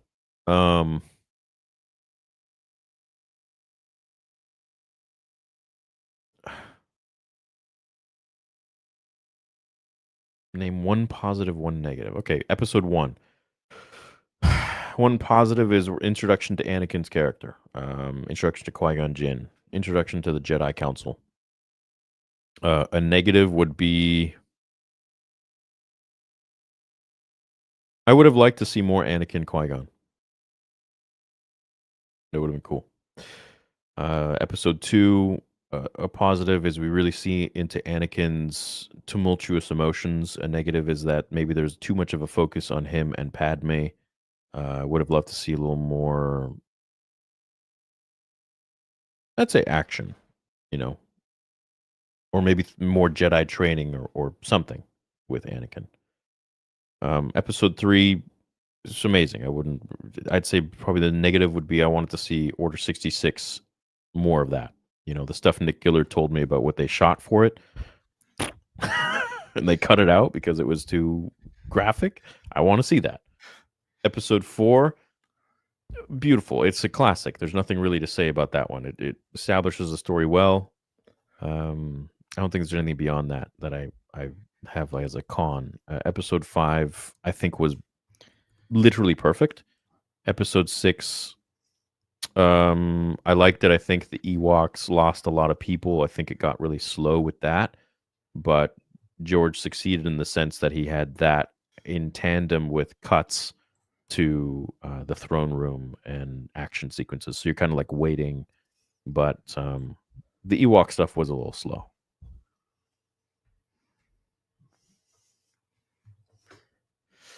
I think Empire Strikes Back is one of the few perfect films ever made. A film where I can't think of anything I would cut or add. It's just perfect. Literally perfect. Yeah. Hey, X-Wing, had to give a shout out to Theory for not giving up and keeping the content coming after years, or after everything that has been done by Theory Sabers. Dude, thanks, man, and I hope I see you at MegaCon. If not, I'll see you in San Antonio again. Do you want to see a season 7? 2 years in the future? What? Season 2, years in the future? Skeleton Crew. Oh. Yeah, why not? Sure. Why not? Speaking of the Acolyte, can you guys rename your podcast title to The Power of Many instead? No. Hell no. I mean, no. Next Dallas trip, Crunchyroll is waiting for you. Oh yeah, dude. We'll be at every fan expo pretty much. So let's see, what is that?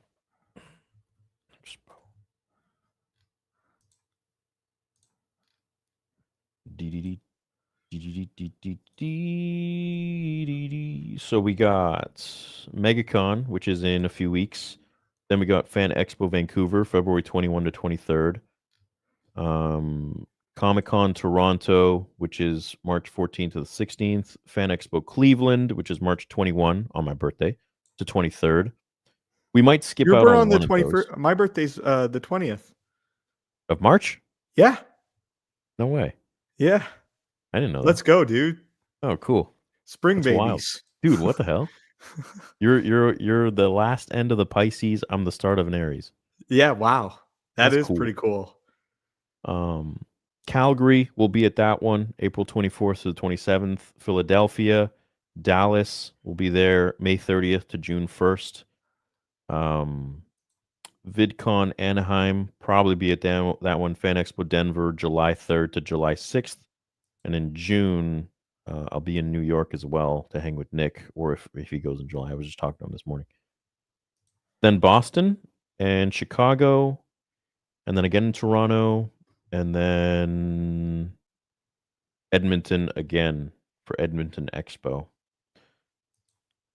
And then San Francisco in November, and then New Orleans in January 9th, and then Portland 2026. So dude, you're we freaking booked. Yeah. Freaking booked. Yeah. And that's just Fan Expo stuff. I mean, there's other ones too, but I'm going to try to make all of them. We'll see how it goes.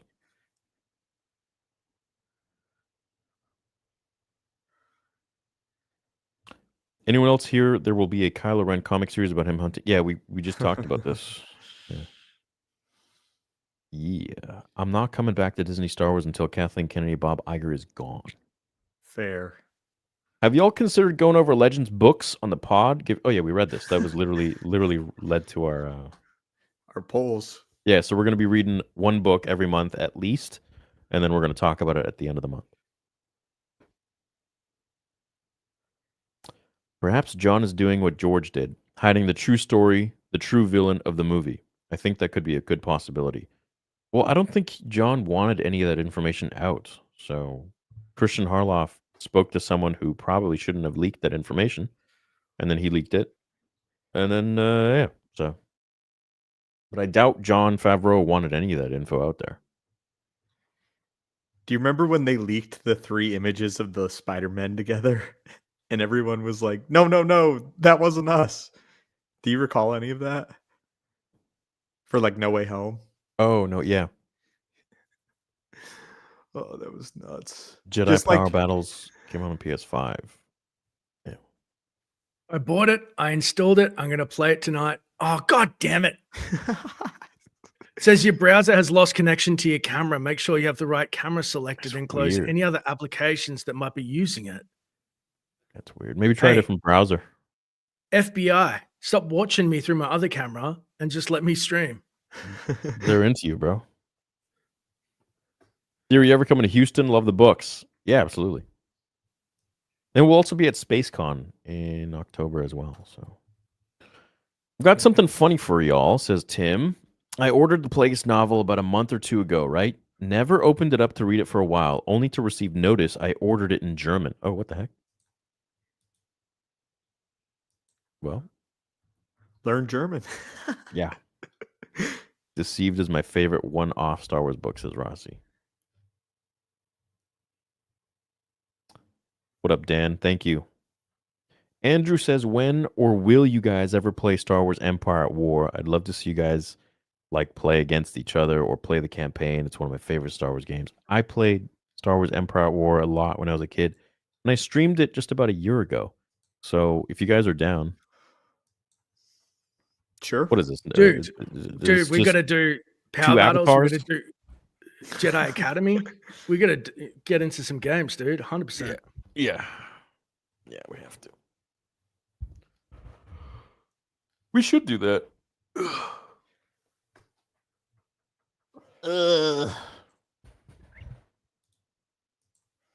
What up, NDI?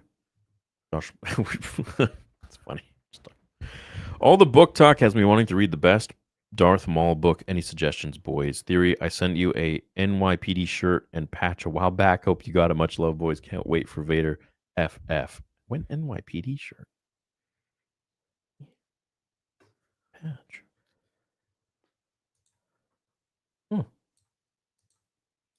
When? To my mailbox?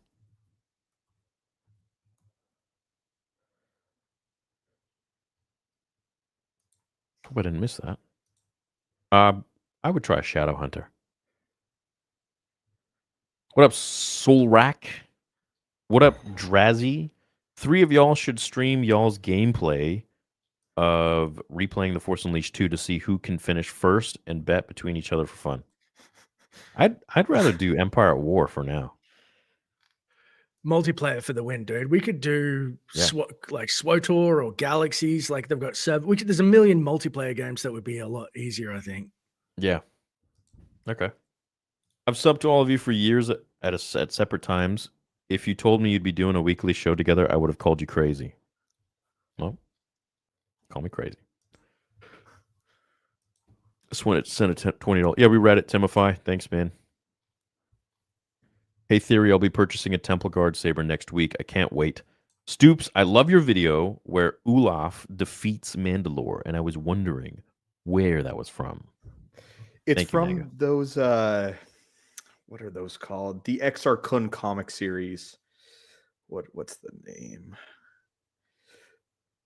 I actually am not a big fan of those comics. I think the story is great, but the artwork is a little bit hard to follow exactly what's going on. Oh, it's Tales of the Jedi, and that will go all the way from the Friedan Nad uprising to the end of Exar Kun if you're interested in.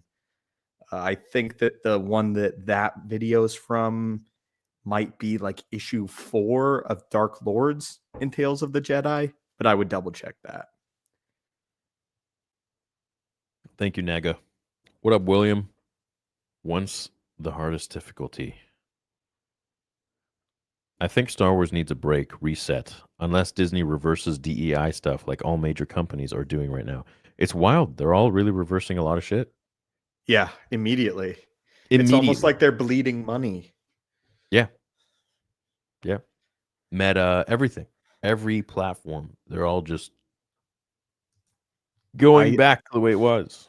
They are, because I mean, people did vote with their pocketbook. It did happen, and Yeah. they voted with their time.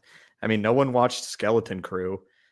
Nope. But back to the comment, I don't think Star Wars needs a break. I think it just needs a solid win. I think a break would just hurt it at this point, frankly. I agree. We need consistent wins, not to take time off. That'd be make it worse. It Don't just almost submit feels like that time is those past, right? Doesn't Yeah. it feel like 2019 to now is like time off? Yeah. At least that's how it feels to me. Dash, can you please upload your episode 7 prediction vid again? I want to make a Lego Star Wars stop motion on it. High quality, excellent parts, figs.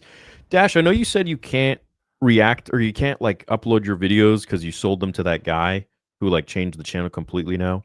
But you know what? I don't think there's anything in your contract, and this is not legal advice, that stipulates you can't react to your old videos. I was thinking about that, dude. Like, there's some videos I had so much fun. Like the And you one where pause Vader them. gets his junk. Yeah, You know, hear me out. oh, You pause them mid video and be like, oh, and you explain like stuff more and add to it. I don't think there's anything against that. I mean, if I can do that with your videos, why can't you? hey, I can do reactions to your theory stuff and send you some money that Disney won't let you have. Yeah. You know what's funny about that is that I can't monetize my own Vader fan film or my animated projects, but then people who react to it can monetize it. That's as big of a double standard as you could ever get. Yeah, it's super unfair treatment. I mean, at this point, whatever. I'll send you the money, dude. We can like get a squad of people that just react to it, and then we send you the money so you No. get some back for the project. Yeah, I mean, I'm down. No, I'll figure something out. I'm planning You know, on doing lore for Vader episode 2, like a lore breakdown. Yeah, I'm sure a lot of people will.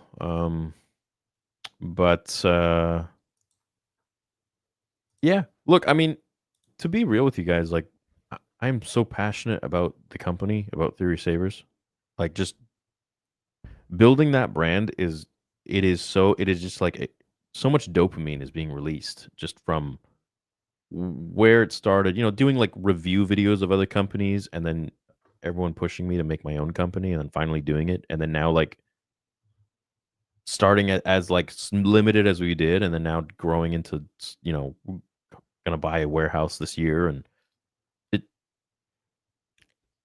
I love it. It's so exciting. It is so fun. It's like the old days of YouTube, but like just different. I don't know, more because there's like a physical product and you get to like pour your passion. I can't explain it. I don't know. It's just I really enjoy it. It's sounds super fulfilling. Yeah, so I don't care. I don't have to monetize the fan film or whatever. I really just care about Theory Sabers right now. It's like my baby.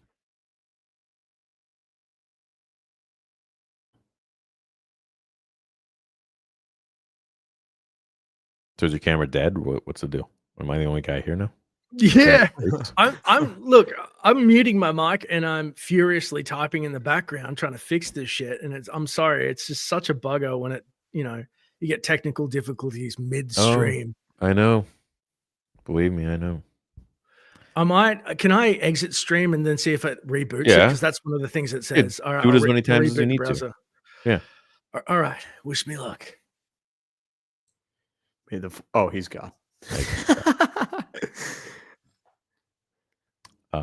Gentlemen, thoughts on a young Boba Fett series? Yeah, that's kind of what George was trying to do with his underground Coruscant show.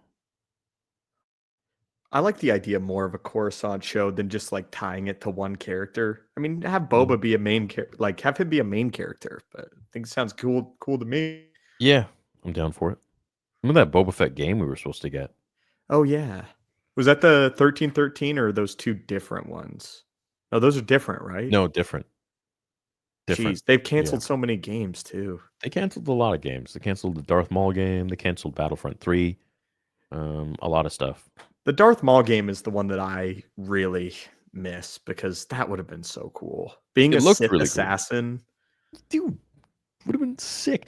I don't know. You know, they just need to make a really good bounty hunter game, super customizable, made by Rockstar or something. Red Dead. Yeah, dude. But like Star Wars, oh my gosh, Print Dude. money. dude, literally. You could have different classes. You could be like, I want to be a Mandalorian. I want to be a Trandoshan, a Wookiee, a Sith bounty hunter. Dude, Oof. Why Like- not? oh my god, just go up to people and just start like choking them for their money and stuff, and like Their credits. have like an online world. I don't know why they just don't make. They're so fucking stupid. Don't It's know why crazy. they don't do a lot of things. It's official. ZZ says just recently bought a Theory Saber. Forgot to put the BOGO code. Oh, and y'all helped me instantly. Oh shit, good. The Saber is seriously awesome. Oh, we do have the best customer support. I'm glad the boys took care of you, and glad you got your Saber, man, and the free one. Thank you so much. Happy you like it. I spent a $20 super chat asking for help. Timify it. We read it already. What are you doing? What's good, Theory? Stupendous Wave. Dash. Looking forward to working with you on Central's fan film. Statement. HK47 is ready to serve, Master. That's cool. Bazard. In a battle royale between Exar Kun, Revan, Plagueis, Tenebris, Mace, Anakin, Kenobi, Vader, Plo Koon, Ahsoka, Ventress, Sidious, Grievous, Malgus, and Celeste Morn, who do you think will be the final four? Jesus freaking hell, man. Anakin, Plagueis, Sidious, and probably Revan. I'm gonna go Sidious, Exar Kun, Anakin, and Vader.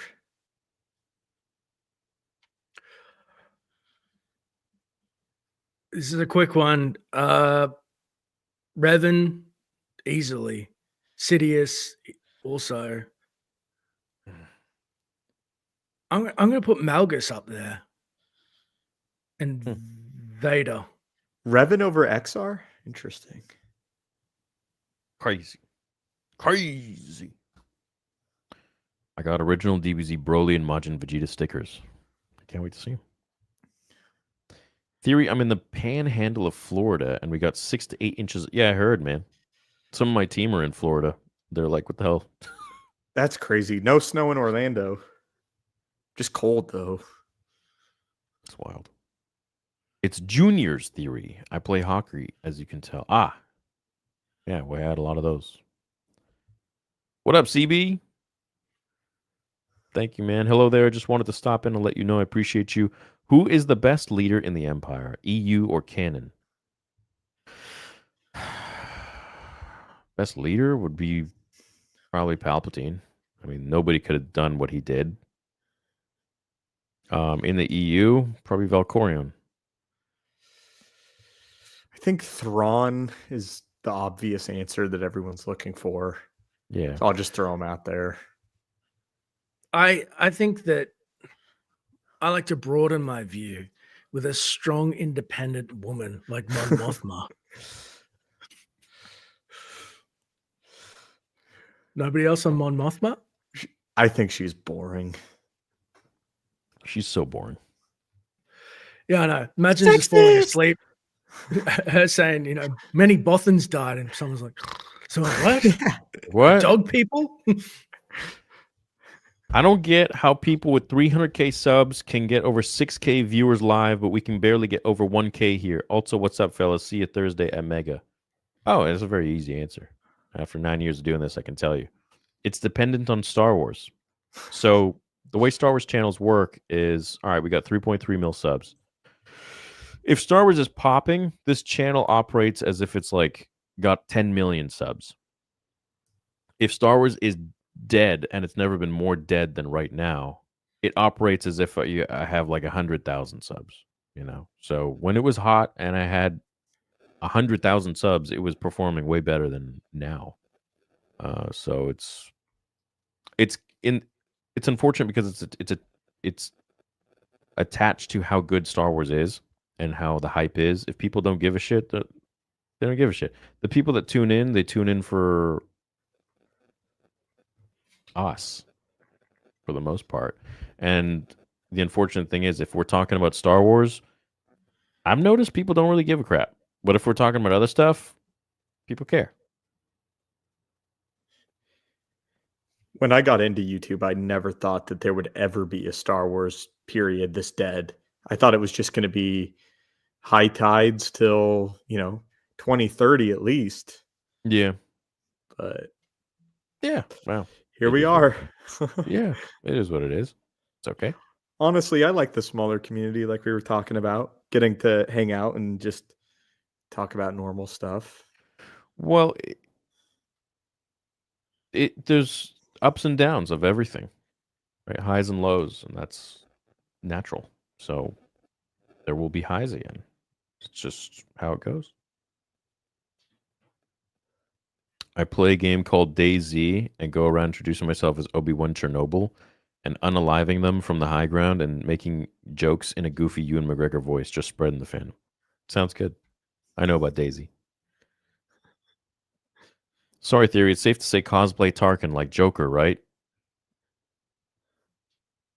I don't follow. Like Joker? I'm confused. I don't understand either. What's your guys' favorite Old Republic cinematic trailer? I like Deceived the most. I think Deceived is really good. What's the Jedi Temple one's for the best one, in my opinion. That ties to the book the best. I liked personally the because I was really, really, really, really upset that they just trounced my boy Ven Zallo, that Jedi Master that Malgus kills. Yeah. He's on the middle of the cover art, and you're like, what? Anyway, because I played Jedi when I first started that game. The next one where they're fighting and Satele uses that force wave to absolutely blast Malgus. That was I couldn't believe she did the force absorb with her hands. That one, all time, what a great sequence. I think the studio that made those clips are the same people who made Deadpool 1. They're amazing. I would watch Star Wars movies if they made them all the live long day. Something Miller, I remember, whatever studio's behind it, and then he made Terminator Genesis. He's that guy that did the press run before it, was like women kick ass better than dudes or whatever. And I was like, you have made the best shit, some Star Wars shit and Deadpool, and now you're doing the Hollywood, like Tim Miller. Yeah. Those guys, I don't know what they were called, but their animation was out of this world. Yeah. I remember hoping that that's what the Star Wars sequels were going to look like, or some sort of story like that. It was the only thing that I could really point to have any idea. But I think I'm going to change my answer. What's the name of the one where it explores Valkorion and his twins? Is that made by the same studio? I don't know. Correct.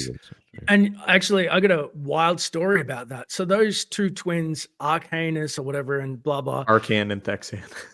There we go. Those guys, I was seeing a girl in Huntsville, Alabama, and her uncle is an artist. His name's, I can say it, it's not throwing him out there, Patrick Olila. And he signed a Revan poster for me, but he used his face when he was younger as their faces. And Disney, or whoever made SWOTOR, just kept it. And he was like, sick, my face is now the twins' faces. And I was like, that is such a crazy thing. Interesting.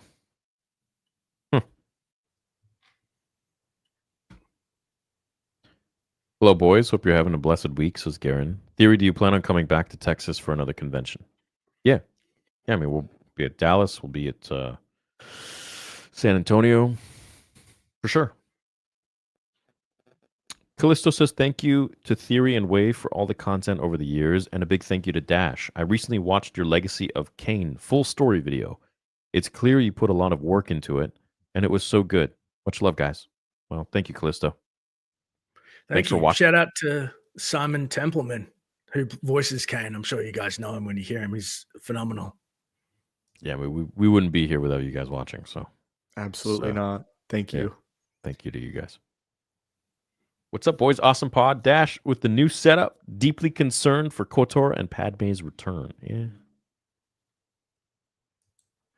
I got shamed into it. This is a shame setup right here. People were like, what are these disgusting white walls? Ew. And I was like, Yeah. I built the set. I honestly did. Yeah. Good times. Bro got bullied into hanging a curtain behind Sometimes bullying helps. It honestly does. him. Sometimes, yeah. Thanks so much for going through those. Really appreciate it. I gotta head out. Thanks again. Wow, thank you, Fletchy. What exactly good did we night, go man. through? Was that when you named like the Star Wars films and something you liked and disliked? Was that Maybe. previous chat? What's my favorite Vader helmet out of all the Star Wars films and shows? Probably Revenge of the Sith. Oh yeah, you too. Yeah, loving the content. Thanks, man. Yeah, Revenge of the Sith is just freaking looks so sharp, badass. When is it that he had like the red lenses? Is that just a little Rogue bit in A One. New Hope? Rebels? Oh, Rogue One. Rogue One. I do like the red lenses.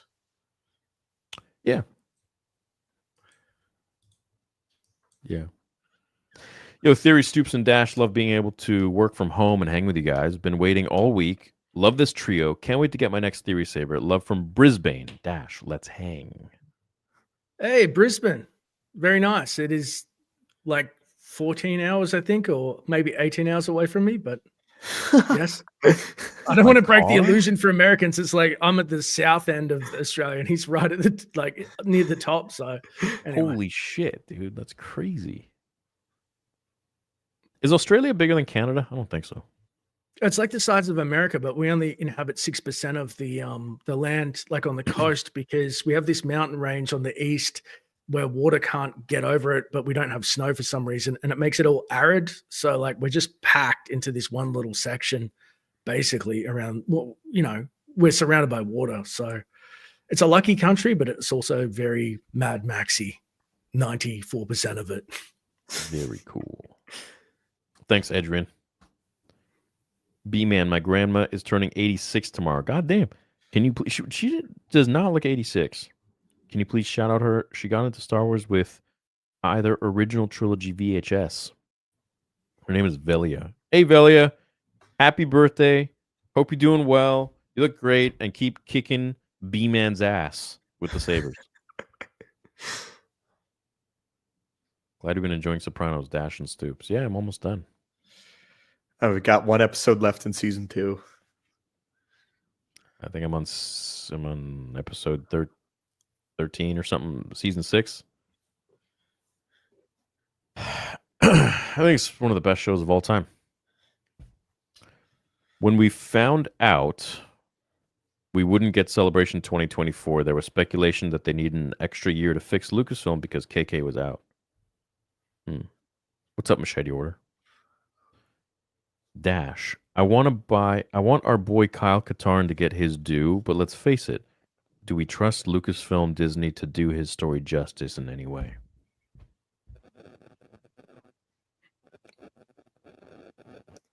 It's Catan has got really good broad strokes, but I think that they mined a lot of his story for Rogue One and Cassian Andor and Jyn Erso instead of Jan Ors. So I don't really have faith. Like Stoop said earlier, I have like zero expectation and faith. It's doable, as you know, Ken, but I wouldn't put my faith in them. Unfortunately, I feel so just cynical when I say this stuff, but time and time again, you're just like, I don't have any expectations of them whatsoever to perform on legacy characters that we love, EU and otherwise. Yeah. And I have come to that realization as well, unfortunately. Fick Fiddle says, Theory, you're going to make Rebel Scum Con in Frisco, Texas, August 8th to 10th. Roger is going to be there. Yeah, Roger told me he's going to be there. Yeah, we're going to send in an application, see what they say. If they want our booth there or not. Which, I mean, most conventions are always asking us to come because we bring a huge crowd. But, yeah, we'll see. See how it goes. Can I ask, do you get any Disney pushback whatsoever on the because that's a really hard circuit as well, right? What?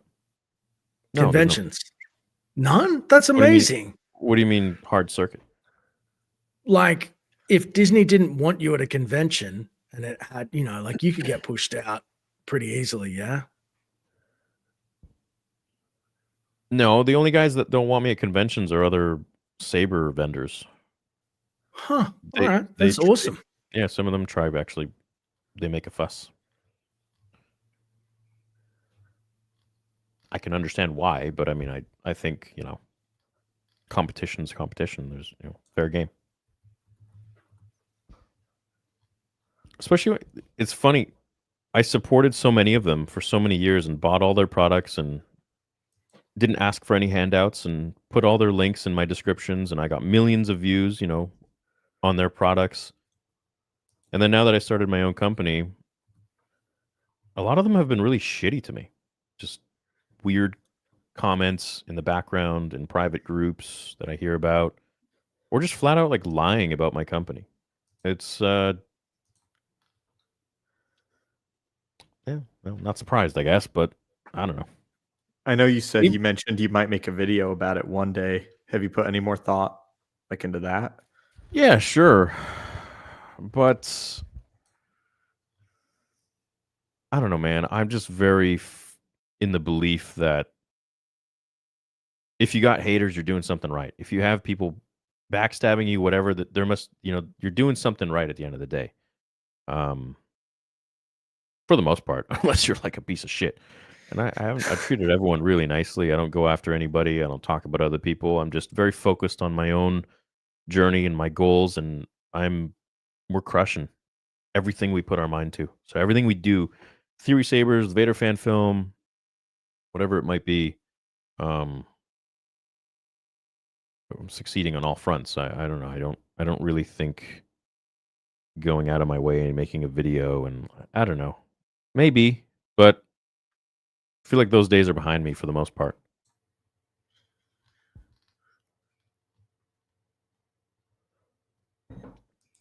Let them be mad. Just let your success speak volumes, and we're doing some fun stuff that I'm really happy about, and I wake up every day with a spring in my step. I don't want to. I've spent too much time making videos on people that don't like me for this and that reason, and I don't know. I'm just not focused on bigger things. I don't really want to. I don't care. Say what you want. Fuck it. Bigger fish to fry. Yeah, whatever. I mean, anyone who's going to believe that it's not someone I want buying my products, or not someone I want in my corner anyway. So it is crazy that they would try to like block you from going to certain cons, though, like cornering the market for themselves. That just seems really yeah, I get it's desperate. business. I understand it's dirty, but I don't know. It's just a testament. It's like, okay, like we're obviously really wanted, and we're doing well. So I mean, I don't know. Yeah, I mean, if you weren't a threat, they'd be fine if you were there. Right. Well, I think your product speaks, for itself. So if people want our product, there's a reason. At the end of the day, I used to buy from all of these companies, or at least many of them, and I've reviewed them, and I've taken that information and created something and offered something more. So offered something better. And if people want to choose Theory Sabers over somebody else, then that's their choice. It's like, which you go to the grocery store, which item do you want over a competitor? Why? There's reasons. So leave it to the customer to decide. And there's a piece of the pie for everybody, Just make a better product. I don't know. Worry about yourself. They also predicted that she would not be fired, but was given an award before being forced out of retirement. Didn't we get news last week that KK was to receive some award? I don't know. I don't know about this award. We've been hearing that she was going to be fired for years now. It's just the same thing with the directors. I'll believe it when I see it. I think you guys probably feel similarly. Just so much talk of action and very little action.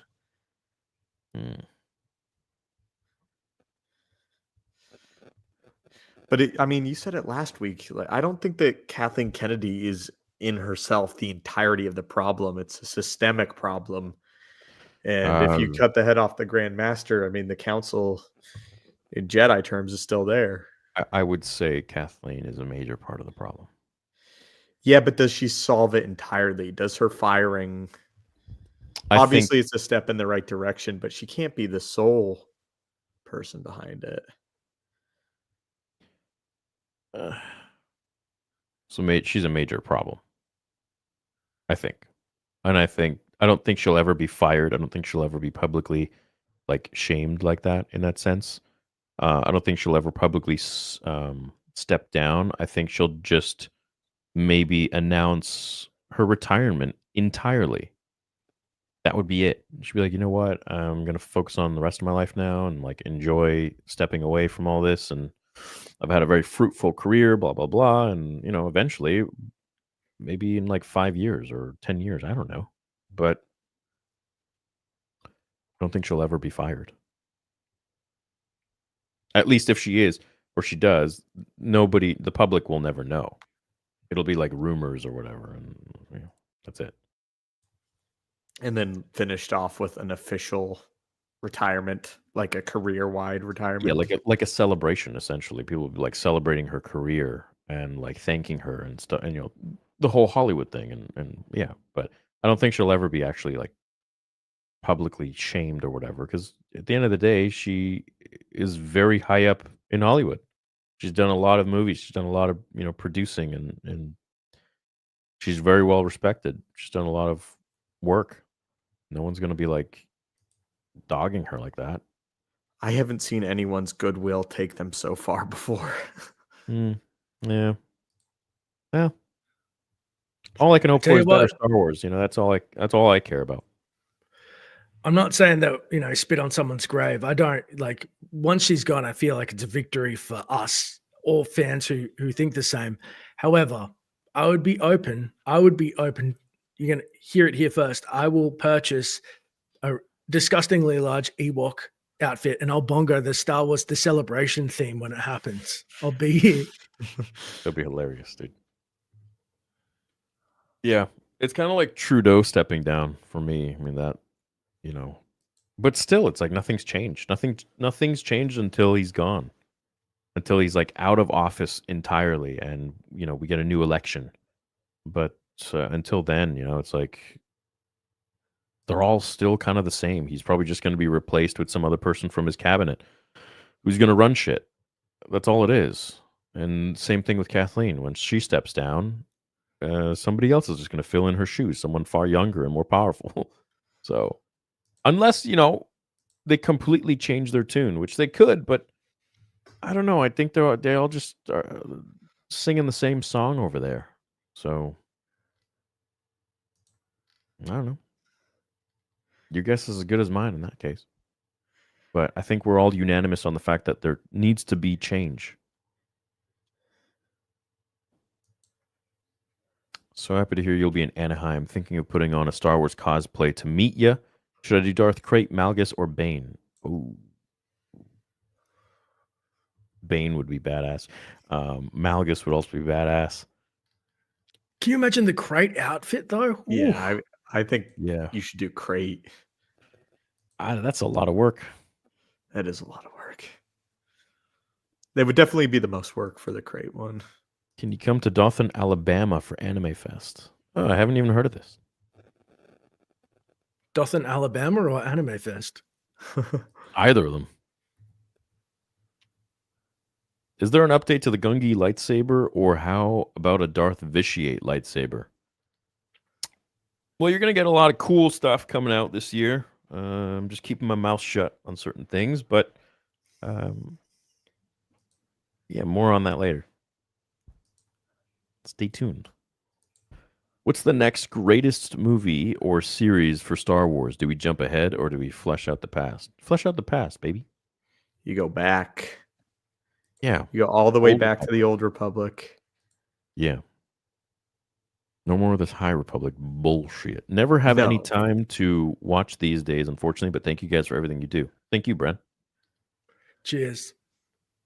Mando says, I sent you the NYPD shirt and patch to your P.O. box you gave a while back. Just bought the Shadow Hunter. Also can't wait. Thanks, broski. This is the way.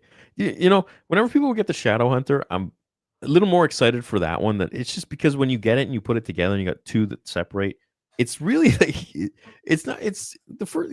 One hand one is cool, but when you get the freaking double, it's a really weird, surreal experience. And for me, just holding it and like having both the blades in, it's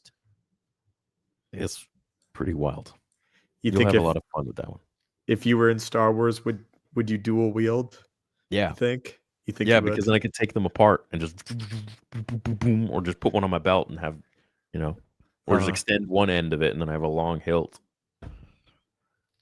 Stoops, what would you do?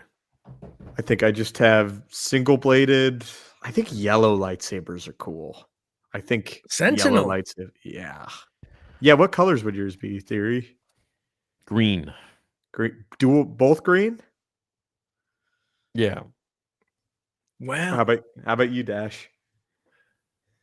A teal light whip, just so they can crack someone's sack. They wouldn't even see it coming. They go, "Ah!" Nobody would know how to defend against that thing. I would hate a light whip. No, I go single saber. I'm too uncoordinated for dual saber, and I feel like staff is a bit. If you play Jedi Academy enough, it feels just like rada. Like I don't know. I just go. I'd single. cut my own arm off. Yeah. It's more. They say that, don't they? That you're more likely to damage yourself than someone else. Yeah. I think realistically, though, I'd probably be orange. My ego wants purple, but I can't handle it. It's like, you're not Revan, you're not Windu. Just stick with teal, dude. You need too much aura for that. Yeah, I know. I don't have it. I want it, but I don't have it.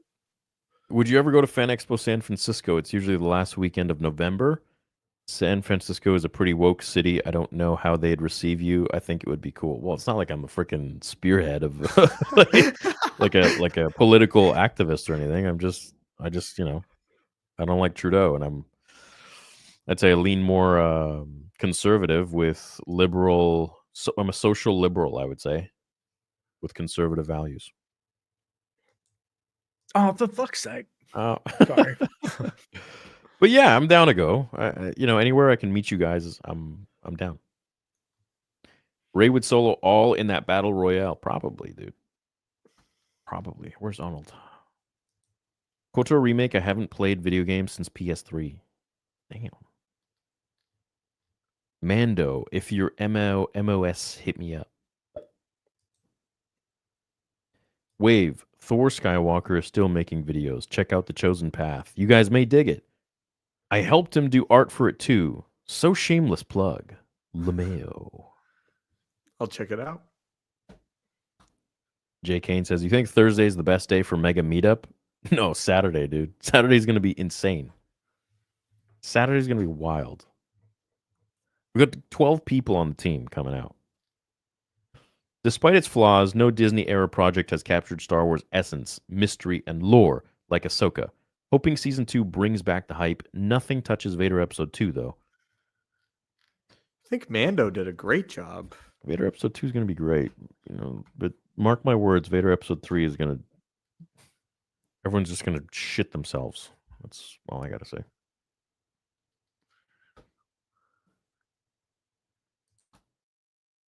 Thoughts on Force Unleashed Sith Edition? Sith Edition? Yeah, what does that mean?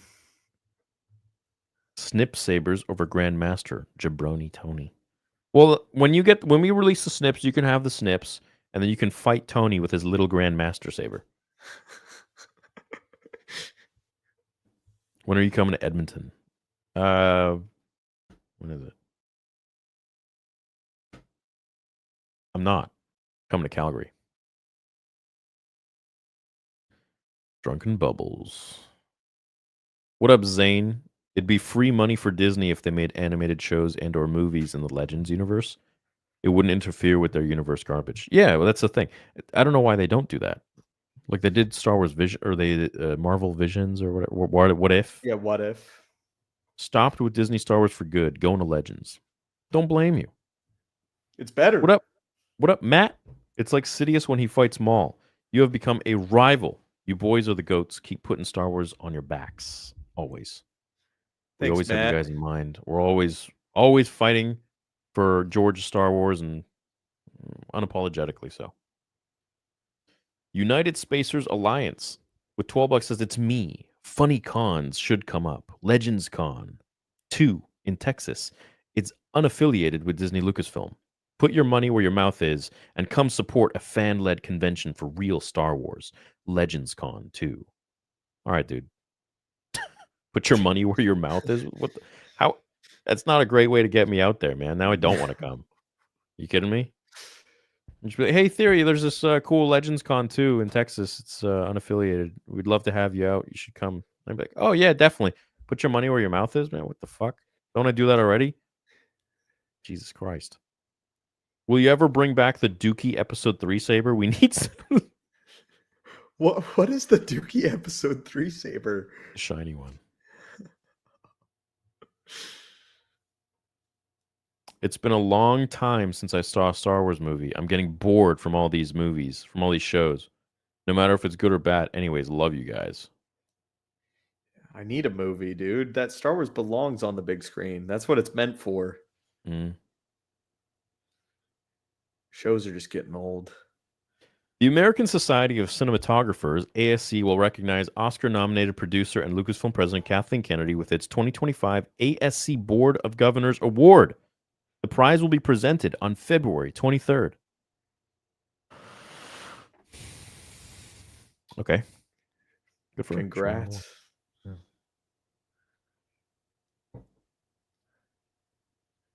Enjoy. Enjoy. Yeah, I guess. I don't know. He's like, what do you, there's no Yay. question. Like, good for her. Yeah. Thanks, Machete. Thoughts on the Clone Wars comic series by John Ostrand? I don't know. I didn't hear about this. Which ones did he make? Yeah.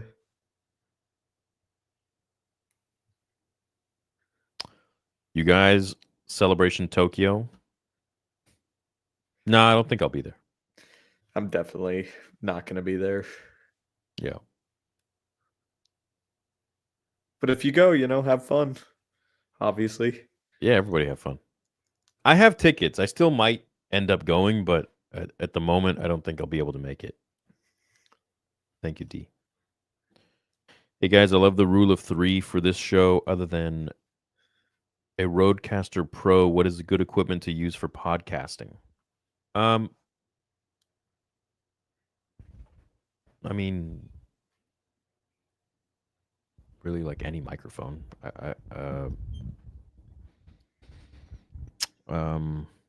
A Shure SM7B is probably the best microphone you can get for podcasting, I would say. It's what I use.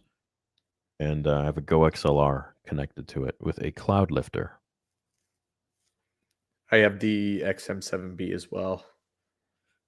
Yeah. What up, Galactic Spike? Stoops. Hi. That's all. Thank you. Appreciate it. Jay Kane. We decided on Thursday because figured they'd be the slowest day and easier to link with you. We're going to meet Drago and Luffy too. Okay, cool. Thursday, I won't be there as much as Friday and Saturday because I'll be doing lots of vlogging and other stuff behind the scenes. But I'm still going to be there at the booth here and there. But later in the evening, probably. I'll announce the times. But Friday, Saturday, I'll also announce. Those will be the main days that I'll announce for the meetup at the booth. Probably around Saturday, I have a panel with like Drinker and all the guys. At I think 12, something like that. I gotta double check. So it'll be probably Saturday, probably at 1, and then Friday probably at like 12 or 1. Dookie Saber, please. God, could you imagine I call it that? You should. Dookie Saber, now available. Exclusive sound fonts. It's just like one of the sound fonts is just like shit. Like it'd be interesting. What was it? What was the Hobo Slayer 9000? Yeah, Hobo Slayer 9000, dude. Are you guys taking guests? Speaking of the Hobo Slayer 9000, I talked with Nick today, and he wants to create his own, like what we did with Roger, but he wants to create his own dual saber. So for slaying hobos or just yeah, I guess so. Yeah. Nick Gillard's specialized hobo slayer. Yeah, literally. Dual saber edition. Yeah. I love it. Are you guys taking guests? I'd love to talk to the three of you guys next week about Cal Kestis. Yeah, we still haven't done that. Yeah, we got a few things. We got like the debates and then the book club now. I guess Star Wars book club. Mm-hmm. We just got to figure out a system to have people come in and debate or just chat. It would be fun. Oh, yeah. Let us know ASAP. I can change days if needed. I mean, no, I'm going to be there all days, but the big days are Friday and Saturday. So, looking forward to seeing you guys. But I will be there all days. We have a massive team. And I just got tickets for the entire team for Universal After Hours. So, there's going to be a lot of fun there. I can't wait. It's like it's going to be a great time. It's going to be a blast. We still got to talk about what day I'm going to come through. Or yeah, what day do you want to come? Well, what would be best for you? I'll go by whatever's easiest. I mean, Saturday is going to be the biggest day. We could do a dual meetup. Both of our fans can come and see us. Saturday sounds great, man. Okay, let's do Saturday. All right, you heard it here first. Me and Wave are doing our dual meetup at Theory Sabers booth 8119 MegaCon, Saturday, starting probably at 1 p.m. It'd be an honor to meet you guys. Thank you. It's going to be great, yeah. Thoughts on Kyle Katarn future? Will he ever return? If he makes an appearance, be cool. Thank you, Tyler. Hey, man, we talked to MegaCon Thursday last night. What do you mean Thursday? What are we talking about?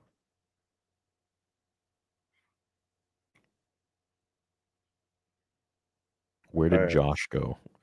Y'all still asking where Josh went? It's been like a year, man. It's been more than a year. We should be asking, where did Dash go? Yeah, that's the question. Find Dash. Where's Dash? Where's Waldo? Where's Dash? He's in the world between worlds. My chat. What's your chat? Owen? I'm sure we did. We went through all of them. Boom, boom, boom. Boom, boom, boom, boom, boom, boom, boom. That was the last one, right? Yeah. Yeah. I don't know why Rossi's mad and he's got a deflated rose. Rossi, why you mad, bro? I'll still be there, man. I'm there every day. We have the booth there every day. The boys are going to be there every day. Open to close, baby.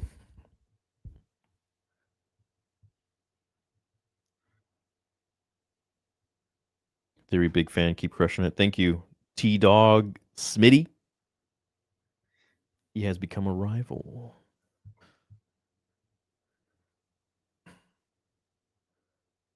Missed my Jedi Power Battles super chat. There was a similar one, so I get it. No, I think we went through all of them. I've been keeping track too. I mean, I don't think we've missed any. Yeah, we've both been keeping track. It seems you are mistaken, my friend. We have read all super chats. I'm afraid you have failed. My grandma said she wants to chat with you three on the podcast. She hated the disrespect Luke Han got in the sequels. She loves watching theory vids. Tell your grandma I wish her a happy birthday, and we'd love to chat with her someday on the channel. Absolutely. Have you heard anything about Jedi Survivor 3? No, just that it's the last one. Bro's got a new background. What the hell? Using your webcam again? Your old webcam? Yeah. Oh man, I'm sorry. I'm scrambling. I'm so sorry for just. I'm just. Just tell me what's your setup? What do you got going on? Like for the camera? Everything else, I think the mic and stuff was exactly the same. So your camera's a ZV-10-2 with the insert battery that you told me to get the chargeable one, that constantly charges. Yeah, the plug-in. The plug-in. I got it off eBay, like an aftermarket, like you said, but I think it might be, maybe it's a shit aftermarket and it's running out of juice. I've gone through a few of those. I had from Amazon. I had to buy a bunch because some were faulty. I think it's dying midstream. Is it so connected to a cam link? no. Oh yeah, dude. How are you connecting it to your PC? Just plugging it in? USB-C to USB. Yeah, I guess. But I use a cam link. It's just it recognizes it a little bit better. I'll get a cam link. I'm hoping it's not the battery. Yeah. All right. I'll look into that because as you know, you just want to nix this shit as soon as possible. Just the sweat, I'm ripping shit out. I'm like, where did I put that webcam? I'm like, come on, get back in. You using a Sony ZV E10? 2, yeah. E2. Oh. Interesting. Okay. Well, it's better to have you here than not. So, thank you, sir. Theory and guys, thanks for being awesome for Star Wars in the community. It's sad when I'd rather rediscover EU items I missed than watch new Disney Star Wars. Yeah, I agree. Well, imagine us, man. Imagine like having our channels for so many years, and then people don't really care as much about Star Wars anymore. Your livelihood tied to it. Well, it's not even that. It's just people don't give a lore video that you would release and what would hit because you're used to it. A lore video that you would release 7 years ago would get hundreds of thousands of views. Now maybe 20 30,000. Yep. It's wild, and it's to both of us. We're the biggest Star Wars channels on earth thanks to you guys. That's not a reflection really much on us, it's you guys. And so shit, I mean, it just kind of shows you what Disney has done to the brand, that nobody even cares about old stuff. No one cares. No one gives a shit. I'm still trying my best. I just don't want the new generation of Star Wars fans to think that this is all that there is, because there's so much more. Yeah. To meet at MegaCon on Thursday and Wave Thursday. Sorry, I have a dark sense of humor. Well, Wave will be there Saturday. Saturday, yeah. And I'll be there all days, but particularly Saturday the most. Okay, I lied. I have one more thing, says Galactic Spike. Theory, I know you're hella busy with stuff, but would you one day ever do a rewatch party of all 7 seasons of the Clone Wars? May seem kind of crazy, but curious. Yeah, of course. We've talked about doing like OT first 6 watch-throughs before, prequels. Yeah. Have you ever done like a watch-through of Revenge of the Sith or the originals before? Yeah, of the movies, the first 6.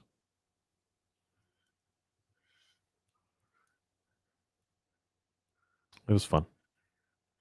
I've never done anything like that, but it'd be cool to do the 3 of us. I don't know how I'd feel about watching 3 in one sitting. That seems like that's what I thought you're saying. I'm like, please don't do this to me. The camera just repeatedly is turning off. I'm like sweating. Still waiting for OG prequel trilogy stream.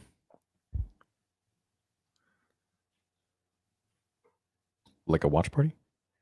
Egg roll? Damn, I could go for an egg roll. Shit. Tamago?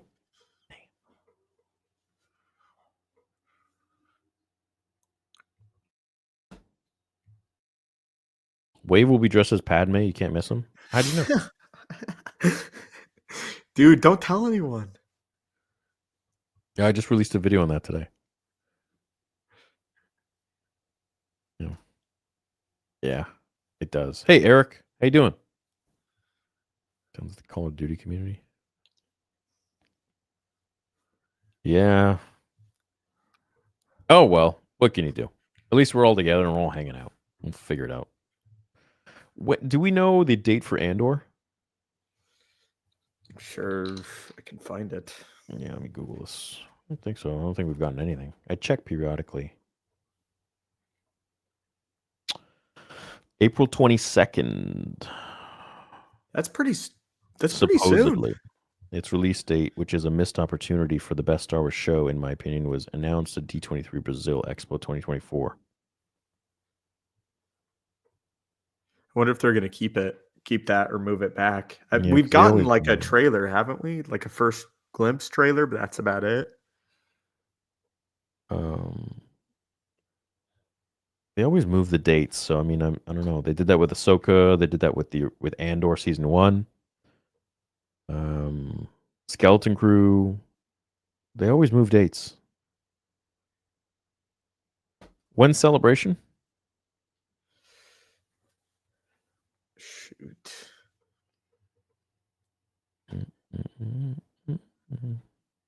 April 10th? No. April 18th. Oh, so it'll come I'm out seeing when April 10th too, actually. It'll coincide with that or come close. That makes sense. They'll probably show the first like few episodes early. Mhm. It's sad that that Celebration's in Japan and it's not peak Star Wars, because I feel like peak Star Wars Celebration Japan would be so good. Legendary. It would be Oh. legendary. You know, dress a slave Leia to match. What do I look like? Explained?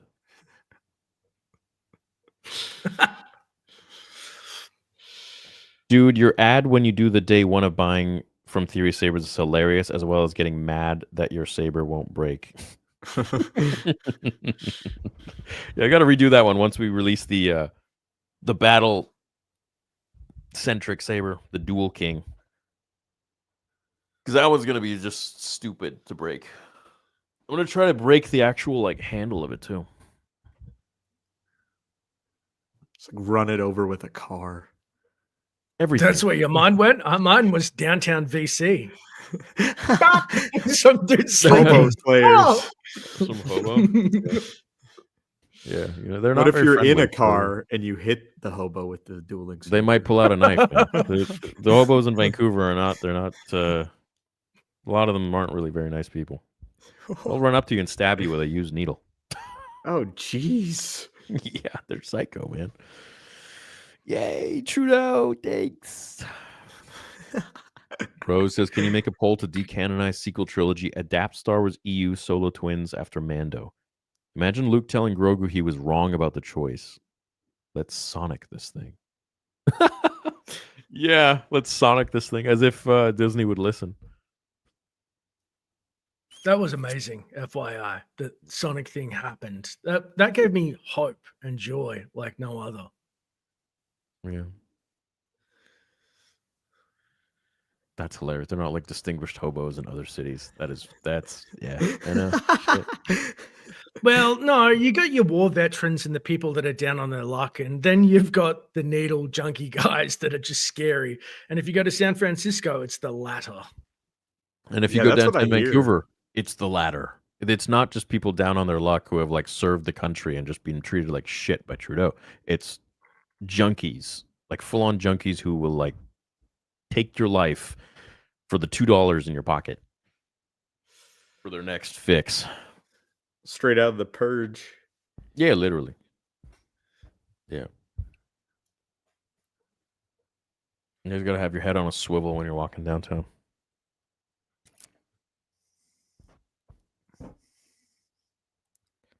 Anyone find it weird that the same day last year Hamill promoted Biden and Hayden promoted Trudeau?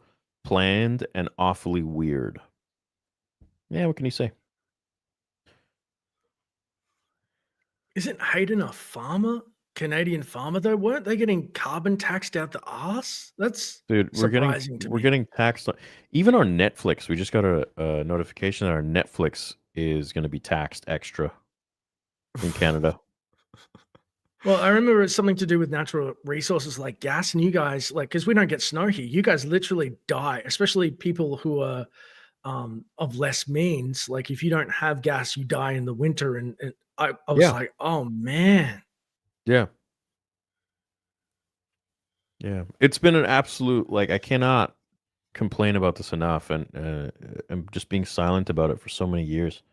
It's, I don't like living here anymore. I haven't for a long time. It's rough. Let's see what happens. celebrities are pathologically out of touch. Even the ones you love the most, they say some whack shit. And you're just like, man, You got to you mean separate it. It could be hard, Yeah. though. It could be hard to separate something you love so much that they contributed to like politics. It's hard. Yeah, and I think Mark Hamill goes very overboard with it. Yeah. I think that photo is really, really hilarious. It's on point. The one where it shows like the old cast of the originals, and it shows the ones who have passed on as like Force ghosts. It's And like his it brain. shows Mark Hamill. It shows his brain as a Force ghost. I've seen that. It's like holy shit, to what happened? Yeah, like man, they got I don't all know. celebrities get caught up in that zeitgeist of fame and the machine of Hollywood. Well, they're actors at the end of the day, and it makes you wonder, like, they get paid to act. So, are you really that surprised? I don't know. Are you like, is the government paying you to act? I don't know. Like, I don't know what to believe. I don't trust anybody, man.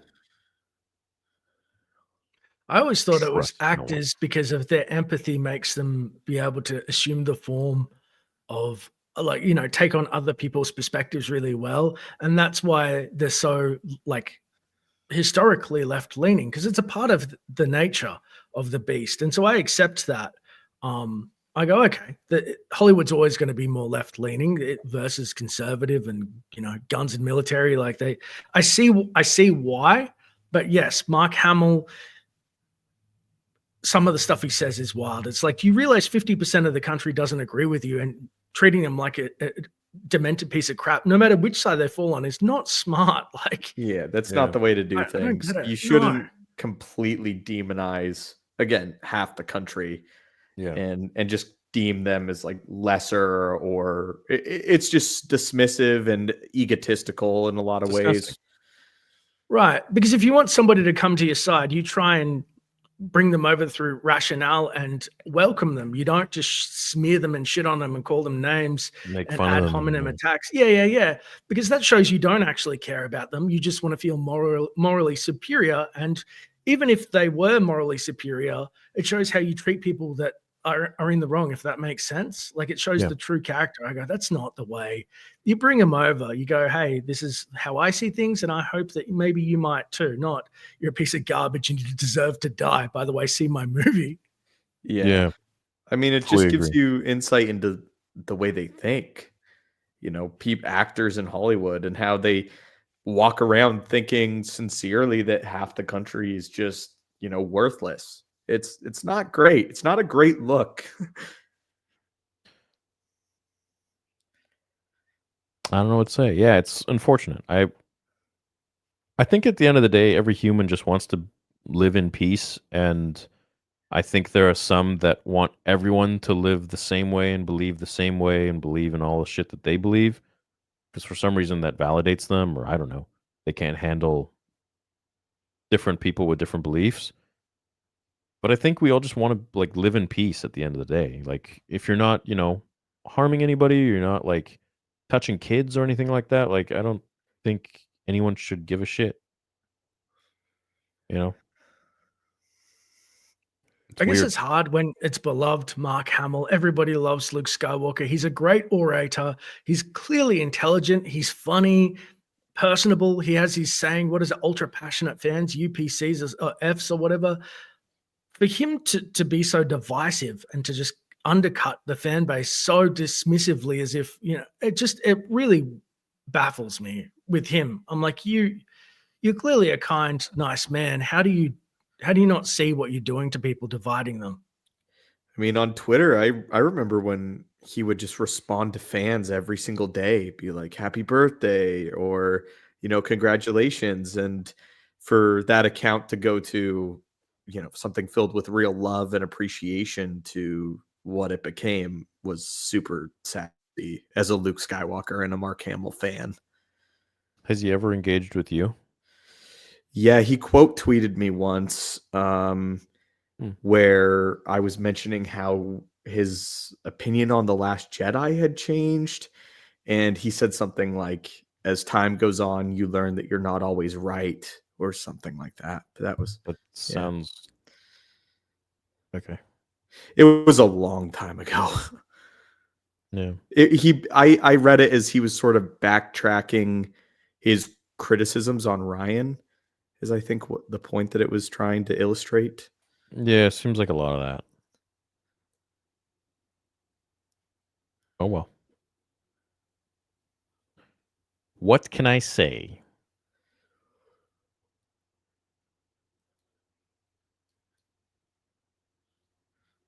As long as you sign my Annie 2 Thursday, I'll be there. I mean, yeah, I'm going to be there all days, but just wait until I release my actual schedule. But I mean, just go to the booth. You'll be probably surprised. Guys, I have a question that literally bugs me to this day. How the hell did Darth Maul survive the abdomen slash by Kenobi? But Snoke, however, didn't survive that attack. Somehow Palpatine returned, my friend. I don't know. They don't play by the same rules. I mean, Disney's One's by proven that. George. One's by Ruin Johnson. They're not even the same lightsabers. I saw this short the other day. The guy was like, have you noticed how they act like the lightsabers got like 40 pounds at the tip of the saber and they grunt like it's a battle axe? And I was like, holy shit. So true. Well, you know, different sabers have like different like weights and shit, right?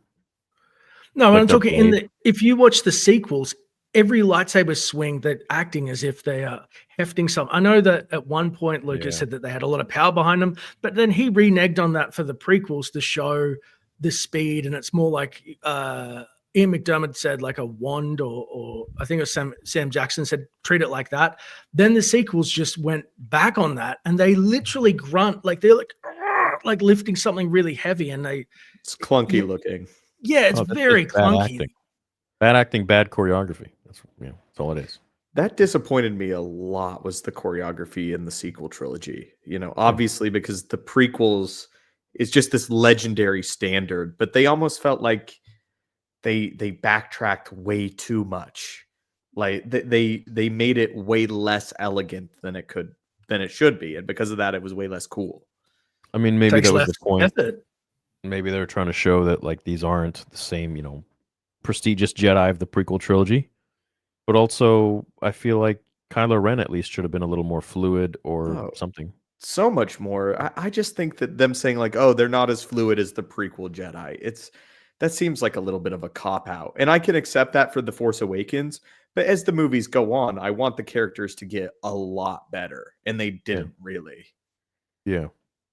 Well, here's a controversial topic. Trump better pass a ban to ban the Disney wokeness man. What the F? So, his right-hand man, Elon Musk, really doesn't like Disney. And you know who's handling Gina Carano's case against Disney and Lucasfilm is, of course, Elon Musk's legal team. I gotta say, just on that alone, I think Disney's gonna have a hard time this year with a lot of stuff. That's all I'm going to speculate on that. What do you guys think? I think that getting canceled, like a legit canceled, removed when you're a strong female character everybody loved, when that was meant to be what they were promoting, over a joke, a beep boop boop, or what, like just a joke, just it's harmless. That was peak, like that was the dark times for me. I was like, you can't just. That's insanity to me personally. It's like, I mean, it's literally it's political discrimination. I mean, like it's attacking and out and like cutting someone out of the show off of Instagram and like tweets. Like, are you freaking kidding me, Disney? You're that much of a hypocrite. You're that two-faced that you can't even realize how big of a hypocrite you actually are being in this moment, and you're gonna just throw this person's livelihood away just so quickly. It's one of the worst things that I've seen them do, frankly. I mean, at the end of the day, Star Wars shows can suck, and it sucks to be a Star Wars YouTuber, but when you try to like crush someone like that, that's fucked up. Like on so many levels. Well, those times are over. It's never gonna happen. You made Stoops swear. That's bad. We're in hot water. It's like Captain America swearing. Well, I mean, Gina was screwed over like more than anyone I've ever seen in a long time in Hollywood. It was just so unfair, and she was ridiculed publicly by this massive company. It was so wrong.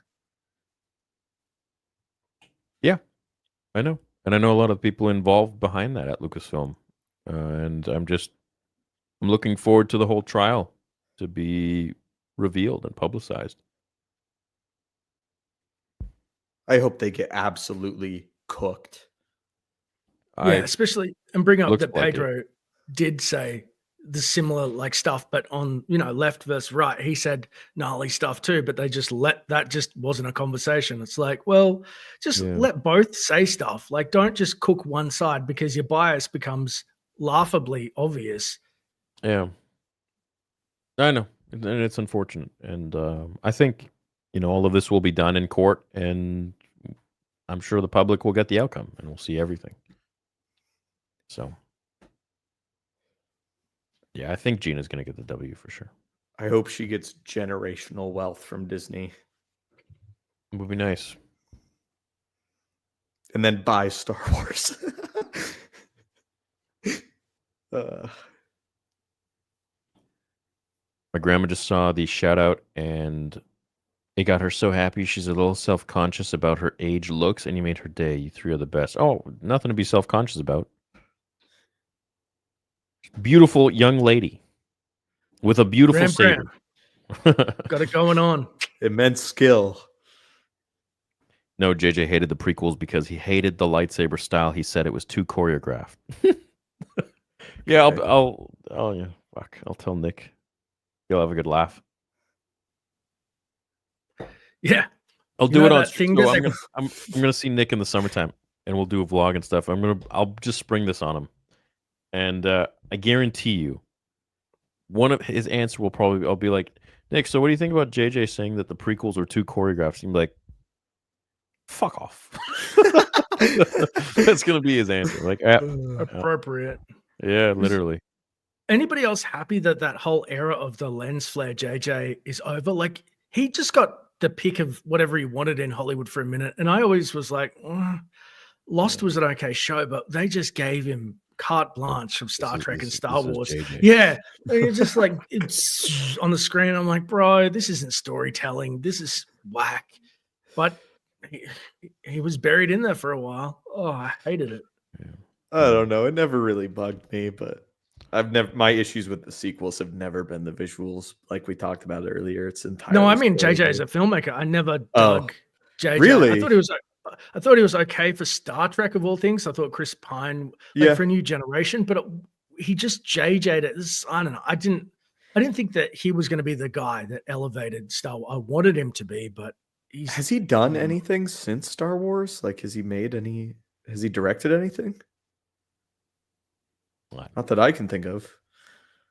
Someone said, can you get Nick Gillard on the podcast sometime? Yeah, sure. How about we go a step further and get him to some cons?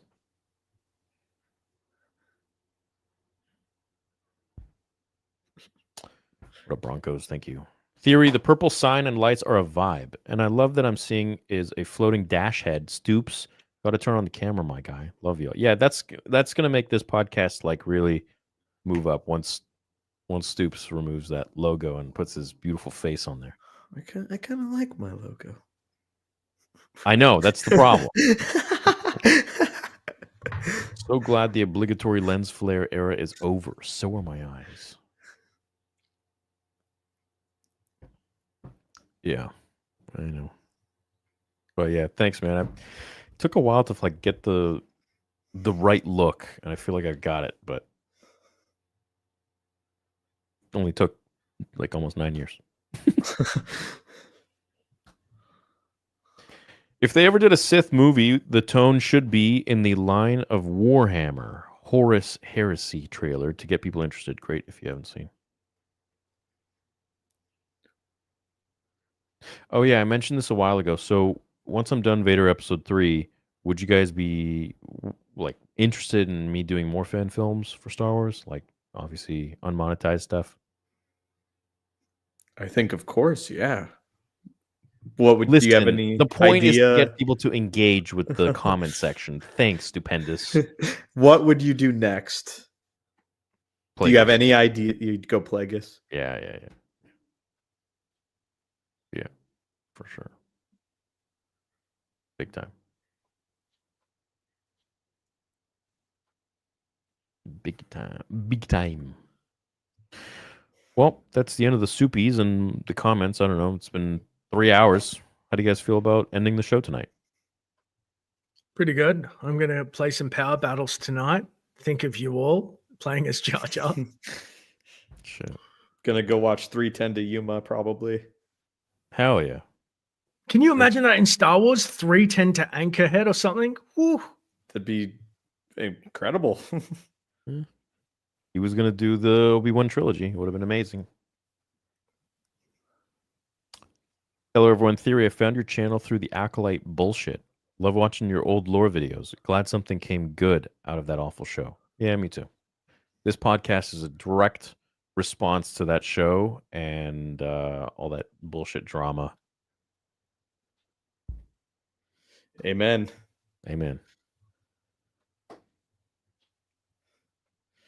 New era. Dash, what kind of lens do you got on your camera? Like on This isn't a camera. This is just a shitty webcam. No, not this. Not this. Oh, it's the stock lens. Okay. Theory's the camera guy. Consider investing eventually into like a... Dude, when I added the new lens last week or whatever it was, it changed the game. What, you didn't like seeing into my pores when I turned the camera on? No, I want to see into your pores. That's so good. I want to see those pores, man. I want you to get 2 cameras. I want a mouth cam and then just Wait. Time out. Are we going into Star Wars Dark here, like after hours? You should see the fan fiction that Stoops sends me. No, what were you saying? Sorry. Am I lying? No, I am lying. What were you saying? 2 cameras. Where are they facing? One on the. Never mind. See, one on the mouth. You've already dug a hole, dude. You got to keep And then going. just a normal one. And just the normal one's great. Oh, one like here. Yeah. So you can see my braces. Nobody's ever brung up the fact that I have braces now, and I had straight teeth before. I'm like waited. I'm like, okay, what? They're gonna ask me, why the hell do you have braces? Nothing. Did you not notice that when we started before we went live, I did this? I was like, I don't know. You probably don't remember, but yeah, I was like, is he got braces on? Yeah. Are they actually braces or Invisalign? No, they're braces. I just said, screw it. Put the old metal ones on me. You know, I'm 39, Smile. getting braces. No, but my teeth were straighter before. What happened was I'd been night grinding and I didn't know it for ages, like a couple of years, and I didn't go to the dentist through COVID. And so I finally went, and because my teeth have always been straight, and they're like, I said, oh, you need to fill these like something's weird with my back teeth. And they go, no. We have to literally cut your teeth in half because your bite has moved because you're grinding. And I'm like, I don't grind during the day. And they're like, well, you do at night. And I'm like, I don't want my teeth in half. And they're like, well, you better go to a prosthologist. And they rebuilt all my back teeth up. And they're like, your bite is fundamentally changed. You're getting braces. And I was like, God damn. Well, I'm not getting on camera anytime soon. Sounds awful. I had my wisdom teeth removed. And that was like the most painful thing that I've ever experienced. It's only painful to the wallet, dude. Like the cost is just so bad. But I was like, they were literally thought I was like some hobo. They were like, we'll cut your teeth in half for you. And I'm like, I'm not going to do that. I'm going to figure it out. I'm not having my grill cut down, like shaved. That's, Hey, chat, do you guys remember when I had Invisalign for like a year? And again, the same situation. It's because my bite was off because my molar it grew in the place of the tooth that was ahead of it. So my molar was like my other tooth, but it was my molar. And they're like, we've never seen this before. This doesn't make sense. And I'm like, yeah, I don't know.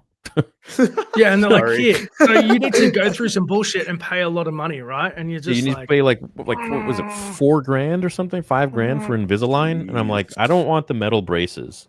So give me other shit. And then I just said, screw it, dude. I was like, I don't even care. It's 18 months. I'm like, just do it.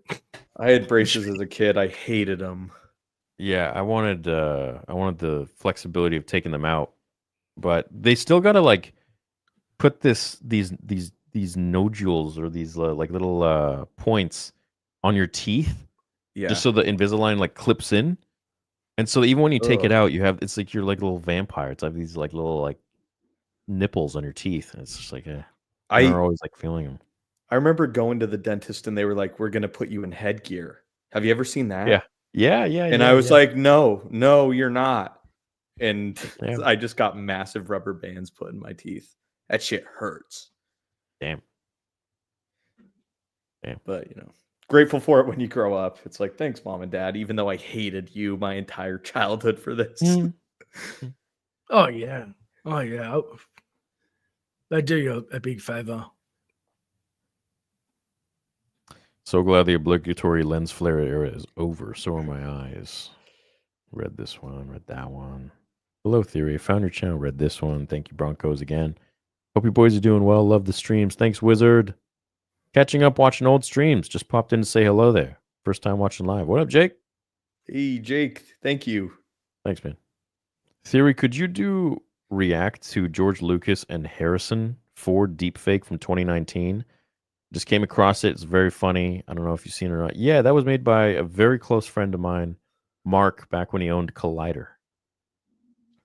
And that was played by my buddy Jamie Costa and also JRT, who voiced George Lucas in some of the animations that I used to upload on the channel. You guys remember Once Upon a Theory?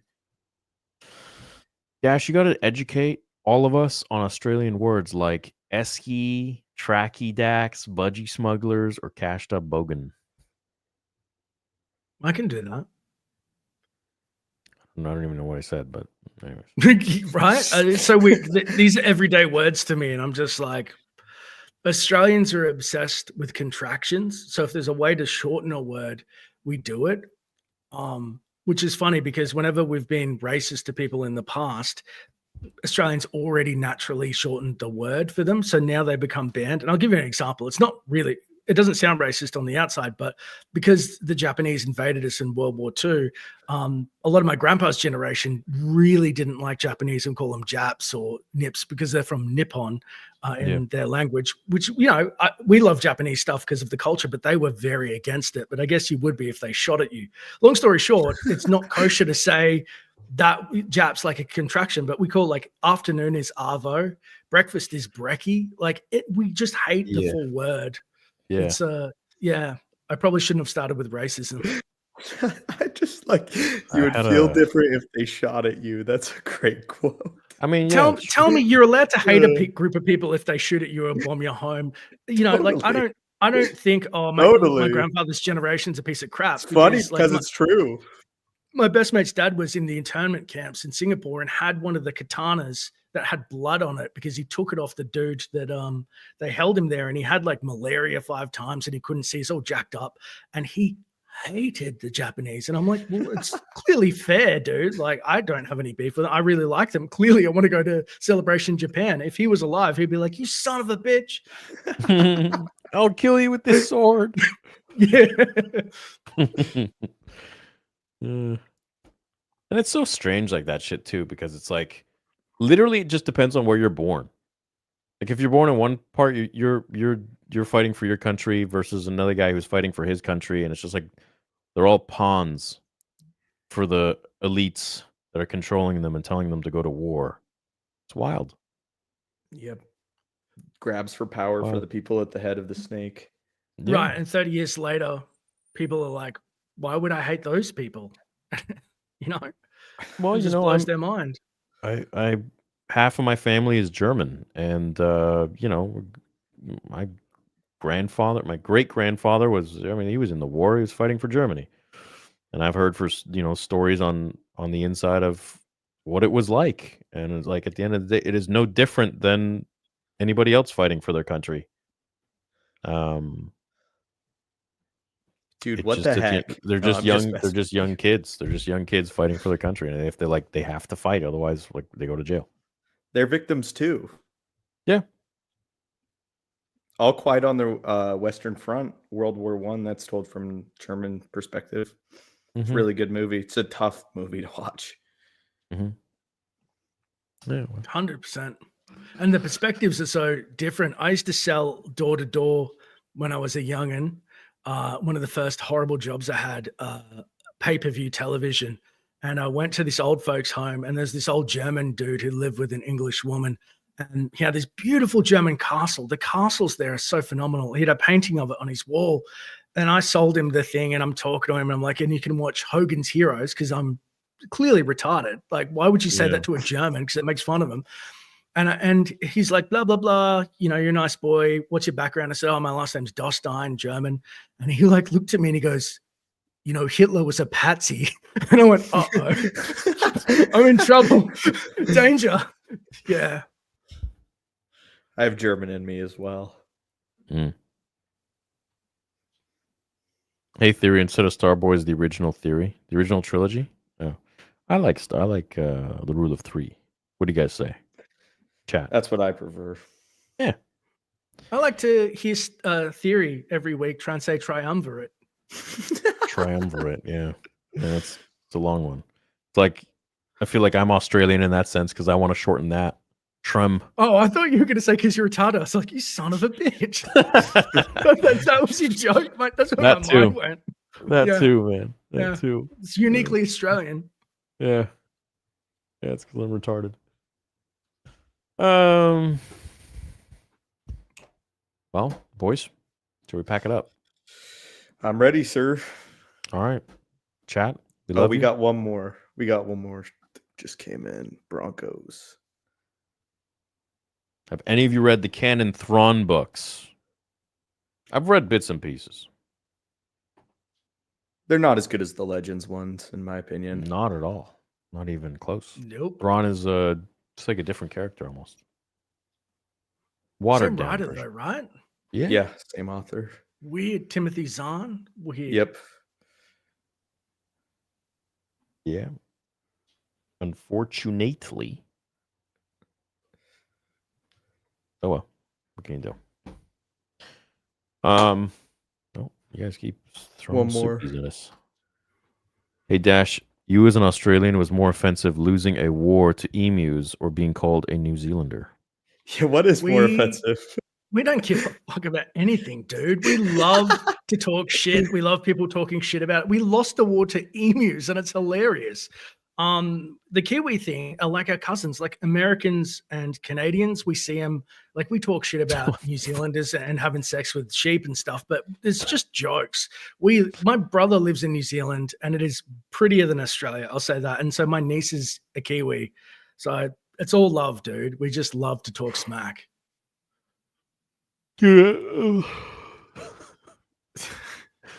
Theory, can you show Nick my grandma dueling vids? My grandma is single. Lol. Hint, hint. Now it's Star Wars After Dark. Little pop a little chat. Oh, that's bright. That's brighter than I wanted it to be. Chat, you know, Nick's he covers the Comic Theory channel. He's also customer service, and he comes out with us to the cons. He's like your quintessential Italian from Staten Island. Like, forget about it. Yeah, that's how he talks. You'll see him in the vlogs. So I'll be sure to pass the message. On.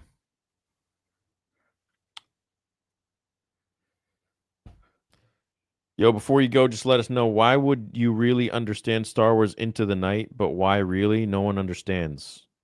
I didn't understand that either.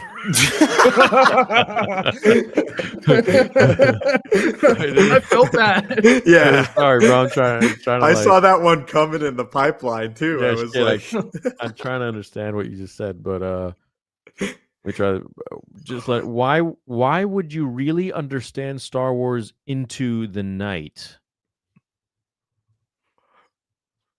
Yeah, bro, you lost me. I can't get that. I don't think English is maybe his first language, but I don't know, man. So lost in translation. Much respect. Seems like Behruz is your first name, so if you speak Farsi, man, maybe say it in Farsi. I can understand that. Holy hell, you speak Farsi? Yeah. I don't even know what that is. So you learn German, but you're also bilingual. Your dad's side's Arabic, yeah, in some sense. I don't even know how I know this. Persian, Iranian. Yeah, well, German was my first language. And then I forgot that growing up, but I still get around in Germany. Obviously English, and then Farsi. Yeah, probably like I don't know, like 90% fluent. 80, 85, 80%. Yeah, but I can't write. Can't write it. Took That's like badass. 7 years of Spanish. Got me nowhere. Yeah. That's no bueno. What does that mean? I see what you did there. So clever. Can you get UFC legend Matt Serra on the pod, please? He's a huge George Lucas Star Wars fan. I saw that. Yeah, no, I totally love to have him on and chat with him about Star Wars. If you guys have connections with him, or if you want to tweet him, be like, hey, like Star Wars Theory wants to get on the podcast. Absolutely, I think we'd have a good time. Do do do do do do do do do. Oh, what? What was trolling, boys? And there is a hard H in my name. Much love from Uzbekistan. But right on. Behruz. You made me feel bad. You made me feel feelings of shame. I know, bro. I was confused. I was like, shit. Feel bad about this, but all right, man. Much love to you guys. 1 week closer to MegaCon now. Can't wait to see you all. Can't wait to see Wave's face reveal. Can't wait for all the vlogs, all the little shorts and reels. It's going to be a hell of a time, dude. It's going to be freaking the best one yet. So thanks so much for the support. Go to theorysabers.com. We just launched a few more and a lot more to come this year. That's for sure. This is going to be our biggest year. We love you guys. We appreciate you. And we will see you all next week. Have a great day. Adios.